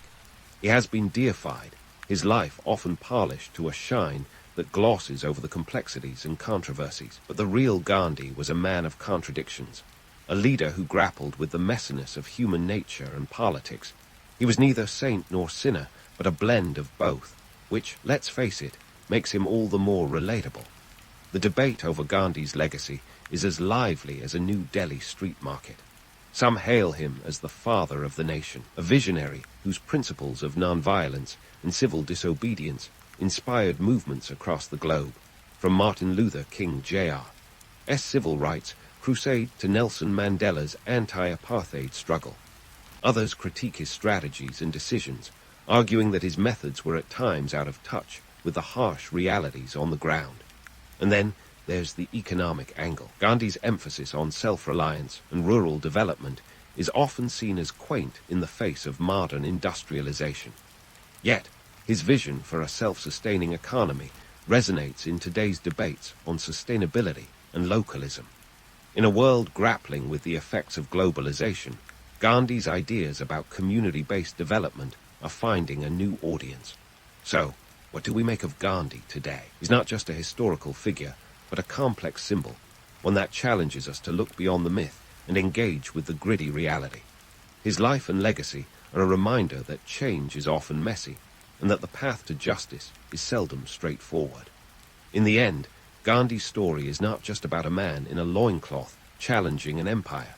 It's about the enduring power of ideas to shape and reshape the world. As we wrap up this journey through Gandhi's life, let's hold on to this. History is not just a collection of dates and events, but a tapestry woven from the lives of those who dared to dream. Gandhi dared to dream of a world where peace and justice were not just ideals, but realities. And while he may not have lived to see that world fully realized, his legacy continues to inspire those who walk the path of nonviolence and truth. So, here's to Gandhi, the man, the myth, the Mahatma. His sandals might have been frayed, but his vision remains as vibrant as ever, challenging us to tread a little more lightly, a little more mindfully, and always with a heart full of hope. In 1520, a young man named Suleiman ascended to the Ottoman throne, and the world was about to witness a reign that would make even Game of Thrones seem like a cozy family dinner. Suleiman was 26 years old, just the right age to be full of ambition, but hopefully wise enough to dodge a coup or two. He inherited an empire that spanned 3 continents, but it wasn't all sultans and sunshine. The geopolitical landscape was as stable as a house of cards in a wind tunnel, and every neighbor seemed to be sharpening their knives. Suleiman's empire stretched from the olive groves of Greece to the deserts of Arabia, covering roughly 2 million square miles. That's a lot of land to manage, especially when every other king, prince, and duke had their eyes on your borders like it was Black Friday at the mall. Europe was a patchwork quilt of alliances and enmities, while the Safavid Empire to the east was doing its best impression of a feisty neighbor who just can't let go of that one property line dispute. To say Suleiman had his work cut out for him would be the understatement of the century. Now, Suleiman wasn't just dropped onto the throne out of the blue. The guy had a pedigree that would make your average blue blood blush. Born in 1494 in Trabzon, today's Turkish Black Sea coast, Suleiman was the only male child of Sultan Selim I, known to his friends and foes alike as Selim the Grim. With a nickname like that, family dinners must have been a hoot. But Selim wasn't just grim, he was also effective, expanding the empire significantly during his reign. Talk about pressure to live up to the family name. As a child, Suleiman received an education that was the envy of Renaissance Europe. He was tutored in history, science, literature, and of course, the fine art of ruling an empire without getting assassinated, an essential skill at the time. The young sultan also learned multiple languages, including Arabic and Persian, making him a true polyglot before it was cool. His tutors probably never said, "You'll use this someday," but they must have known they were grooming a future world leader. Suleiman's early reign was marked by a series of tests that would set the stage for his future successes, or failures, depending on your perspective. The first item on his to-do list was to solidify his power. Ottomans didn't believe in the survive and let survive approach to potential rivals. Nope, it was more like eliminate or be eliminated. Suleiman had to deal with a few family members who might have gotten any funny ideas about the throne. It was a time when sibling rivalry could be lethal, and the stakes were as high as they get. Once he'd secured his position, Suleiman turned his attention outward. Europe was a hot mess of political intrigue, and the Sultan wasn't about to miss the party. The Ottoman Empire had long been a thorn in the side of European powers, and Suleiman was ready to turn that thorn into a full-blown spear. He had a grand vision of an empire that not only held its own, but dominated the Mediterranean and beyond. And with a title like Suleiman the Magnificent, you better bring your A-game. In the early days of his rule, Suleiman's diplomatic and military strategies were a balancing act worthy of Cirque du Soleil. He formed alliances, brokered treaties, and when that didn't work, he let his janissaries, the empire's elite infantry, do the talking. These guys were the real deal, recruited through the Devshirme system, which was basically the world's earliest and most intense draft. Young Christian boys from the Balkans were taken from their families, converted to Islam, and trained to serve the Sultan. By the time they reached adulthood, they were fiercely loyal to Suleiman and were the backbone of his military machine. Suleiman's first major military campaign was against the Kingdom of Hungary, leading to the Battle of Mohacs in 1526. It was a quick and decisive victory for the Ottomans, with the battle lasting barely 2 hours. It's like they showed up, fought, and were home in time for the evening call to prayer. This victory not only expanded the empire's territory, but also sent ripples of fear throughout Europe, making Suleiman a name that monarchs whispered about in their war rooms. While Suleiman was flexing his military muscles, he was also laying the groundwork for a golden age of culture and architecture. He was a patron of the arts, commissioning works that turned cities like Istanbul into the cultural heart of the empire. The Sultan understood that power wasn't just about land and soldiers. It was also about leaving a legacy that echoed through time. And let's face it, who doesn't want their face immortalized in a fresco? In the context of the Ottoman Empire, Suleiman's reign was a pivotal moment that shaped the course of history. His strategic acumen and cultural patronage turned an already powerful empire into a juggernaut that was respected and feared. But his story is more than just conquests and court intrigue. It's about a man who navigated the treacherous waters of power with a combination of intelligence, charisma, and when necessary, ruthless efficiency. As we continue to explore the life and times of Suleiman, it's important to remember that history is never just black and white. It's a tapestry of events and decisions, and Suleiman's reign was a masterclass in the art of leadership. Whether he was a hero or a villain depends on who's telling the story, but one thing's for sure. Suleiman left an indelible mark on the world stage, and his legacy continues to captivate us today. Suleiman's story, like any gripping saga, is one of bold moves and strategic gambits, with a side order of chaos. If you thought the Battle of Mohacs was the grand opening act, buckle up, because the Siege of Rhodes in 1522 is where the real fireworks began. Picture this, a picturesque island in the Aegean Sea, flaunting more than just sandy beaches and azure waters. It was home to the Knights Hospitaller, a medieval military order with a penchant for standing their ground, much like a stubborn cat refusing to be moved from a sunny spot. Now, the Knights of Rhodes weren't your run-of-the-mill medieval soldiers. These guys were the creme de la creme of chivalry, cloaked in more armor than a Renaissance fair enthusiast. They held the island fortifications with a grip that would make a toddler's hold on a toy look weak. For the Ottomans, Rhodes was that annoying splinter in an otherwise perfect empire. It was strategically located and had the audacity to disrupt Ottoman shipping lanes. Suleiman wasn't having any of it. In 1522, Suleiman decided it was time to evict these armored squatters and claim the island for the empire. The siege was a logistical ballet, involving a colossal force of around 100,000 Ottoman soldiers versus a mere 7,000 defenders. The Ottomans brought the heavy artillery, literally. We're talking about cannons so large they could double as medieval Ferris wheels. But here's the fun part.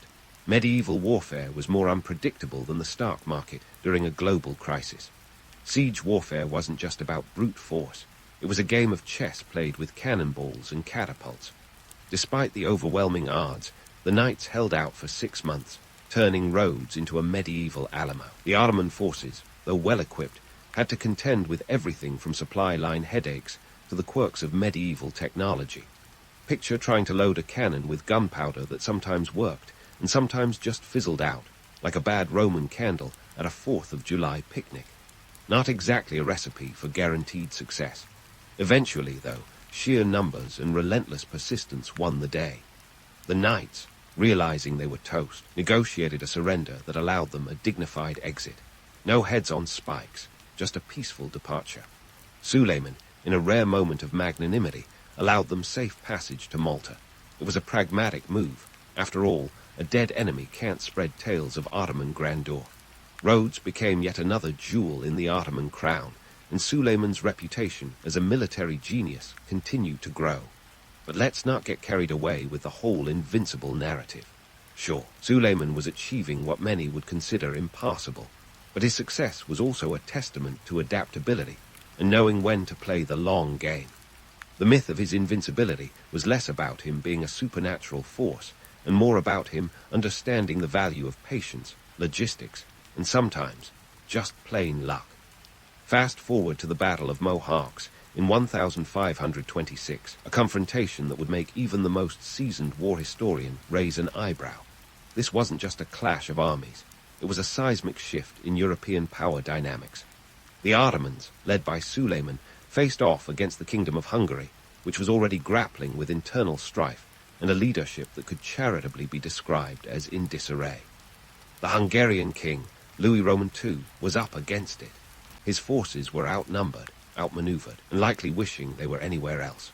The Ottomans, meanwhile, were like a well-oiled machine, riding into battle with precision and discipline, qualities not usually associated with medieval warfare, where chaos was often the order of the day. The battle itself was swift, brutal, and devastatingly effective. In less than 2 hours, the Ottoman forces had shattered the Hungarian army, leaving the battlefield strewn with the remnants of what was once a proud kingdom. It was a masterclass in military strategy. Suleiman's use of artillery was groundbreaking, and his understanding of timing and terrain was unparalleled. The Ottomans used the Danube River like a medieval highway, exploiting it for rapid troop movements. It was a stark reminder that sometimes the best weapon in warfare isn't a sword or a cannon, but the ability to think 3 steps ahead. And if you thought medieval warfare was all about valor and gallantry, think again. It was about as romantic as a tax audit. The ramifications of Mohawks were significant. It wasn't just a victory, it was a reshuffling of the European balance of power. The death of Louis Roman II left Hungary vulnerable, leading to a period of political chaos that the Ottomans were only too happy to exploit. Suleiman's reputation as the Magnificent was cemented not just for his conquests, but for his ability to reshape the geopolitical landscape with the subtlety of a sledgehammer. But let's take a moment to question the invincible image that history sometimes paints of Suleiman. Sure, his military campaigns were impressive, but they were also the result of meticulous planning, formidable logistics, and let's be honest, the occasional stroke of good fortune. The truth is, no leader is infallible, and Suleiman was no exception. His success was as much about the Ottoman war machine as it was about his own abilities. In the grand tapestry of history, Suleiman's reign is a vibrant patch, a blend of calculated risks, cultural enrichment, and a fair share of medieval madness. His story is a reminder that the lines between legend and reality are often blurred, colored by the perspectives of those who tell them. As we continue to explore his legacy, it's essential to look beyond the myths and appreciate the man who navigated the turbulent waters of empire with both brilliance and blunders. Suleiman may have been magnificent, but he was also human, and that's what makes his story enduringly fascinating. And speaking of human, let's not forget that running an empire is a bit like juggling flaming swords while riding a unicycle. Sure, Suleiman could conquer lands and crush armies, but keeping his empire from imploding required a different kind of genius. Enter the era of reforms. Suleiman's administrative and economic overhauls were like a 16th century version of a software update, necessary, occasionally buggy, but ultimately designed to keep the system from crashing. First on the agenda was the canon, a legal code that was as groundbreaking as it was necessary. See, the Ottoman Empire wasn't just a landmass dotted with palaces and battlefields. It was a tapestry of cultures, languages, and religions. Trying to govern it with a one-size-fits-all approach would be like trying to fit a rhinoceros into a onesie. Suleiman understood this and set about creating a legal framework that would work alongside Islamic Sharia law, addressing the various civil and criminal matters that the empire faced. The canon was essentially the empire's terms and conditions, and much like those pesky online agreements, ignoring it was not an option. It covered everything from tax regulations to criminal justice, and was designed to ensure consistency across the empire's vast territories. Imagine trying to apply a single set of laws to both the bustling bazaars of Istanbul and the remote villages of the Balkans. It was an administrative high-wire act, and Suleiman was the tightrope walker of the century. But let's not pretend it was all Suleiman's doing. Behind every great leader is an advisor who actually does the legwork. Cue Ibrahim Pasha, Suleiman's Grand Vizier. Ibrahim was the kind of guy who could turn a bureaucratic nightmare into a daydream. He hailed from Greece and was originally a Christian, handpicked for the Devshirme system before being groomed for greatness. Think of him as Suleiman's right-hand man, fixer, and occasionally the voice of reason when things got a little too Game of Thrones. Ibrahim's role in shaping the canon and the empire's administrative machinery can't be overstated. He had a knack for creating efficient governance structures, making sure the Sultan's decrees weren't just royal whispers lost to the wind. Ibrahim was also instrumental in reforming the tax system, a task about as popular as a dentist appointment in plague times. The empire's revenue streams needed to be as robust as its military, and the new tax policies ensured that Suleiman's coffers remained well-stocked. Let's talk numbers for a second. The Ottoman treasury under Suleiman was raking in an estimated 80 million akks annually. That's roughly 20 million ducats for those keeping score in Venetian currency. The empire's financial health was crucial. It funded military campaigns, maintained infrastructure, and ensured that the Sultan's court could continue its lavish lifestyle. After all, what's the point of being an emperor if you can't enjoy the occasional diamond-encrusted turban? Speaking of diamonds, Suleiman's administration also focused on trade, which was the lifeblood of the empire's economy. The Ottomans controlled key trade routes, acting as the middleman between east and west. They exported everything from spices to silk, making the empire a commercial powerhouse. The genius of Suleiman's economic strategy was realizing that while conquering territories was thrilling, controlling trade routes was what paid the bills. But let's not gloss over the fact that with great power comes great paperwork. The empire's bureaucracy was as labyrinthine as the Topkapi Palace, and navigating it required patience, diplomacy, and occasionally a strong drink. Suleiman's reforms aimed to streamline governance, but as anyone who's ever dealt with a government office knows, bureaucracy has a way of multiplying like rabbits on a honeymoon. Still, these reforms were a cornerstone of Suleiman's legacy. They laid the groundwork for an administrative system that would endure for centuries, long after the Sultan had shuffled off this mortal coil. By creating a legal and economic framework that could adapt to a changing world, Suleiman ensured that his empire wasn't just a flash in the pan, but a lasting force in the geopolitical arena. Of course, not everyone was thrilled with these changes. The nobility, who were used to calling the shots in their own fiefdoms, found their power somewhat curtailed. But Suleiman was nothing if not pragmatic. He understood that a centralized system of governance was essential for maintaining control over his sprawling empire. It was a delicate balancing act, and Suleiman, with Ibrahim's help, managed it with a finesse that would make a ballet dancer jealous. Yet, let's not romanticize it too much. The empire was far from a utopia. The Ottoman system was still deeply hierarchical, and for the average peasant, life was about as glamorous as a mud pit in a rainstorm. Taxes were heavy, and while Suleiman's reforms aimed to be fair, they were also a reminder that the empire's grandeur came at a cost, often borne by those at the bottom of the social ladder. Suleiman's reign was a masterclass in governance, combining military might with economic savvy and legal innovation. It was a complex dance of power, diplomacy, and sheer will that kept the empire not just afloat but thriving. And while Suleiman's story is far from over, this chapter reminds us that even the greatest empires are built on the backs of those who labor quietly behind the scenes. The canon and its associated reforms were not just a testament to Suleiman's vision, but a reflection of the intricate machinery that powered one of history's most formidable empires. As we continue to explore Suleiman's legacy, remember that history is not just a series of dates and battles. It's the story of people, ambitious, flawed, and occasionally brilliant, who shaped the world in ways that still resonate today. So, as we leave the hum of Suleiman's administrative reforms behind, hold onto your fez, because the next chapter is bound to be as turbulent as a Mediterranean storm.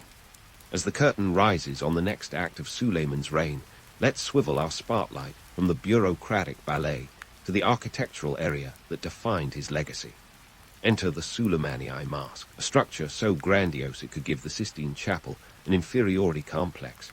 Built between 1550 and 1557, this mosque wasn't just an exercise in architectural one-upmanship.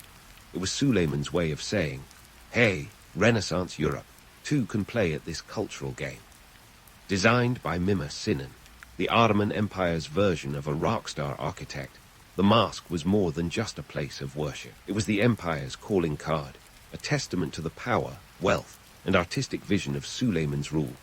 Now, Sinan wasn't your average stone mason. This guy was the Da Vinci of domes, the Michelangelo of minarets. He had the technical chops to turn limestone and marble into poetry, and the Suleimani Mosque was his magnum opus. The mosque complex wasn't just a solitary place of prayer. It was a bustling hub of Ottoman life. Picture this: a complex that included a hospital, a library, a school, a public kitchen, and even a caravanserai, a sort of medieval motel for weary travelers. It was like a 16th century version of a mixed-use development, complete with all the amenities you'd need to live, learn, and worship. And let's not forget the cemetery, where Suleiman and his beloved Hurrem Sultan would eventually rest, cementing their legacy in stone and history. But enough about the bricks and mortar. Let's talk numbers. The construction reportedly cost around 350,000 gold ducats. In today's terms, that's roughly the GDP of a small country. The mosque's dome soared to a height of 53 meters, a deliberate nod to the grandeur of the Hagia Sophia, the architectural jewel in the Byzantine crown. Sinan's genius lay in creating a structure that was not only visually stunning, but also acoustically perfect, allowing the muezzin's call to prayer to resonate like a celestial concert. Of course, no discussion of Suleiman's reign would be complete without delving into his relationship with Hurrem Sultan, also known as Roxolana. This wasn't your typical royal romance. It was more like a Shakespearean drama with a dash of Machiavellian intrigue. Hurrem wasn't just a consort. She was Suleiman's confidante, advisor, and occasionally the puppet master behind the throne. Her influence on court politics was as profound as it was controversial. Let's debunk a few myths while we're at it. Hurrem's rise from concubine to queen has often been painted as a fairy tale, but the reality was more Game of Thrones than Cinderella. Born in what is now Ukraine, she was captured and brought to the Ottoman harem as part of the Devshirme system, a polite way of saying she was trafficked into a life she hadn't chosen. Yet, Hurrem was no damsel in distress. She wielded her charm and intelligence to become one of the most powerful women in the empire, a position that came with its own set of daggers aimed at her back.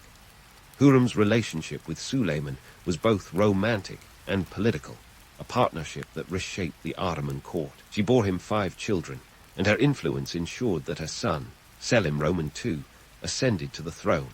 But her real legacy was her role in the power dynamics of the court. Hurrem was instrumental in the downfall of Ibrahim Pasha, Suleiman's trusted Grand Vizier. Ibrahim had enjoyed a meteoric rise, but in the cutthroat world of Ottoman politics, gravity was a harsh mistress. His execution in 1536 was a stark reminder that the Sultan's favor was as fickle as the Bosphorus winds. Hurrem's ability to navigate the labyrinthine politics of the Ottoman court was remarkable, but let's not romanticize it. Life in the harem was a high-stakes game of chess, where one wrong move could lead to a swift and permanent checkmate. The harem was a microcosm of power struggles, where alliances were as fluid as the silk garments they wore, and betrayal was the currency of the realm. Suleiman's court was a melting pot of intrigue, ambition, and occasional scandal. While he was building mosques and conquering lands, the palace corridors echoed with whispers and plots. The Sultan's favorite pastime might have been poetry, but for many in the court, it was survival. The Ottoman court was a place where the stakes were as high as the minarets, and one misstep could lead to a swift exit, often via the executioner's block. Despite the courtly intrigue, Suleiman's reign was a cultural renaissance for the Ottoman Empire. Patronage of the arts flourished, with poets, musicians, and scholars flocking to Istanbul like it was the Coachella of its time. Suleiman himself was an accomplished poet, riding under the pen name Muhibi. His verses weren't just flowery expressions of love and longing. They were a reflection of the Sultan's introspective nature, a glimpse into the soul of a man who could command armies but still ponder the human condition. But let's not sugarcoat it. While the arts blossomed, the empire wasn't all silk and sonnets. Suleiman's reign, like any era of expansion, was built on the backs of the conquered and the labor of the many. The empire's grandeur came with a price, often paid by those toiling in its shadows. Yet, despite the gritty reality, Suleiman's legacy as a patron of the arts and architecture endures, a testament to a time when the Ottoman Empire was at the zenith of its power and cultural influence. As we continue to unravel the tapestry of Suleiman's reign, it's clear that his legacy is a complex blend of magnificence and menace, a reminder that history is as much about those who leave their mark as it is about those who live in their shadow. With the Suleimani mask standing as a symbol of his vision and ambition, and the echoes of Hurrem's influence still felt, Suleiman's story is far from concluded. So keep your eyes peeled and your wits sharp, because the next chapter promises to be as layered and intricate as the Sultan's own tangled web of power and passion. Suleiman's legacy, like a meticulously crafted Ottoman carpet, is woven from threads of conquest, culture, and complexity, each strand reflecting the brilliance and burden of his reign. As the curtain closes on his earthly drama, we find ourselves sifting through the myths and realities, much like historians rummaging through the dusty archives of time, searching for the man behind the moniker, the Magnificent. Let's begin with the aftermath of his rule, where the echoes of Suleiman's decisions reverberated through the corridors of Ottoman power like a haunting melody. His administrative reforms, while groundbreaking, were a double-edged sword. Sure, the canon was a legislative masterpiece, but it also laid the groundwork for a bureaucracy that could rival any modern-day DMV in terms of complexity and inefficiency. Future sultans found themselves entangled in a web of red tape, struggling to maintain control over an empire that was expanding faster than the waistband of a sultan after a particularly indulgent feast. Suleiman's military conquests were a masterclass in strategic brilliance, but let's not pretend they didn't come with a hefty price tag. The relentless expansion stretched the empire's resources, and his successors inherited a realm that was as difficult to govern as it was to conquer. Maintaining such a vast dominion required more than just a well-oiled war machine. It demanded a level of political acumen that not all sultans possessed. As the Ottoman Empire ballooned to an impressive 3 million square miles, it also became a logistical nightmare, with supply lines that could make or break a campaign faster than you could say Janissary. Speaking of Janissaries, these elite warriors were both the empire's greatest asset and its Achilles heel. Suleiman's reign saw them rise to unparalleled power, but their influence would eventually become a thorn in the side of future rulers. By the late 16th century, these once loyal soldiers had transformed into a political force with enough clout to shake the foundations of the throne or topple it entirely. Picture an army that's more interested in palace intrigue than battlefield glory, and you've got a recipe for disaster. Now, let's tackle the romanticized image of Suleiman's era, the golden age of Ottoman culture, an epoch that history textbooks adore. True, the arts flourished under his patronage, and cities like Istanbul were cultural meccas, teeming with scholars, artists, and architects. But this cultural renaissance was not just a result of Suleiman's enlightened leadership. It was also fueled by the empire's economic might, which was not as invincible as it seemed. The treasury's coffers were replenished by heavy taxation and the spoils of conquest, a precarious financial model that relied heavily on the empire's ability to continually expand. The Ottomans were the middlemen of the spice trade, raking in profits that would make a modern hedge fund manager drool. However, this economic dominance was a house of cards, vulnerable to the shifting winds of global trade. By the late 16th century, European powers were charting new routes around Africa, bypassing Ottoman-controlled territories and hitting the empire where it hurt, in the wallet. Suleiman may have left behind a legacy of prosperity, but it was a prosperity built on shaky foundations, destined to crumble under the weight of changing times. And what of Suleiman's personal legacy? The man was a paradox, a warrior poet, a lover, and a ruthless ruler. His relationship with Hurrem Sultan remains one of history's most intriguing stories, a testament to love's power to transcend the rigid hierarchies of the harem. Yet, it's easy to get swept away by the romance and forget the stark realities of their world. The harem was not a fairy tale palace. It was a pressure cooker of ambition and jealousy, where one misstep could lead to a swift downfall. When Suleiman died in 1566 at the age of 71, during the siege of Shajdvar, his passing marked the end of an era. His death was kept a secret for 48 days to prevent chaos among the troops, a testament to the delicate balance of power he had maintained. His son, Selim Roman II, inherited the throne, but with far less of his father's charisma or acumen, earning the less than flattering nickname Selim the Sart for his fondness for the battle over the battlefield. Suleiman's reign was a high watermark for the Ottoman Empire, a period of unprecedented territorial expansion and cultural achievement. However, the seeds of future decline were sown during his rule. Centralization of power and reliance on a vast bureaucracy left his successors with an empire that was as unwieldy as it was grand. The Janissary Corps, once the backbone of Ottoman military prowess, became a political entity unto themselves, wielding influence that often exceeded their loyalty. Yet, despite these challenges, Suleiman's legacy endures. His reign is a reminder that history is a tapestry of contradictions, where the lines between legend and reality often blur. The Suleimani Mosque still stands as a testament to an era when the Ottoman Empire was a beacon of power and culture, its minarets piercing the Istanbul skyline like a declaration of ambition. In the final analysis, Suleiman's story is a cautionary tale of empire, how power can be as fragile as it is formidable, and how the very structures built to sustain greatness can become its undoing. While his reign might be romanticized as a golden age, it also reveals the inherent complexities of leadership, where every decision is a gamble and every triumph is tinged with the specter of future challenges. So, as we bid farewell to Suleiman the Magnificent, let's remember him as both a titan of his time and an emblem of human complexity. His life and legacy remind us that history is not merely the story of great men, but of the myriad forces, economic, political, cultural, that shape their destinies, and in turn, the world. Whether he was a hero or a tyrant depends on who you ask, but one thing is undeniable. Suleiman's reign left an indelible mark on history, a legacy as enduring as the empire he once ruled.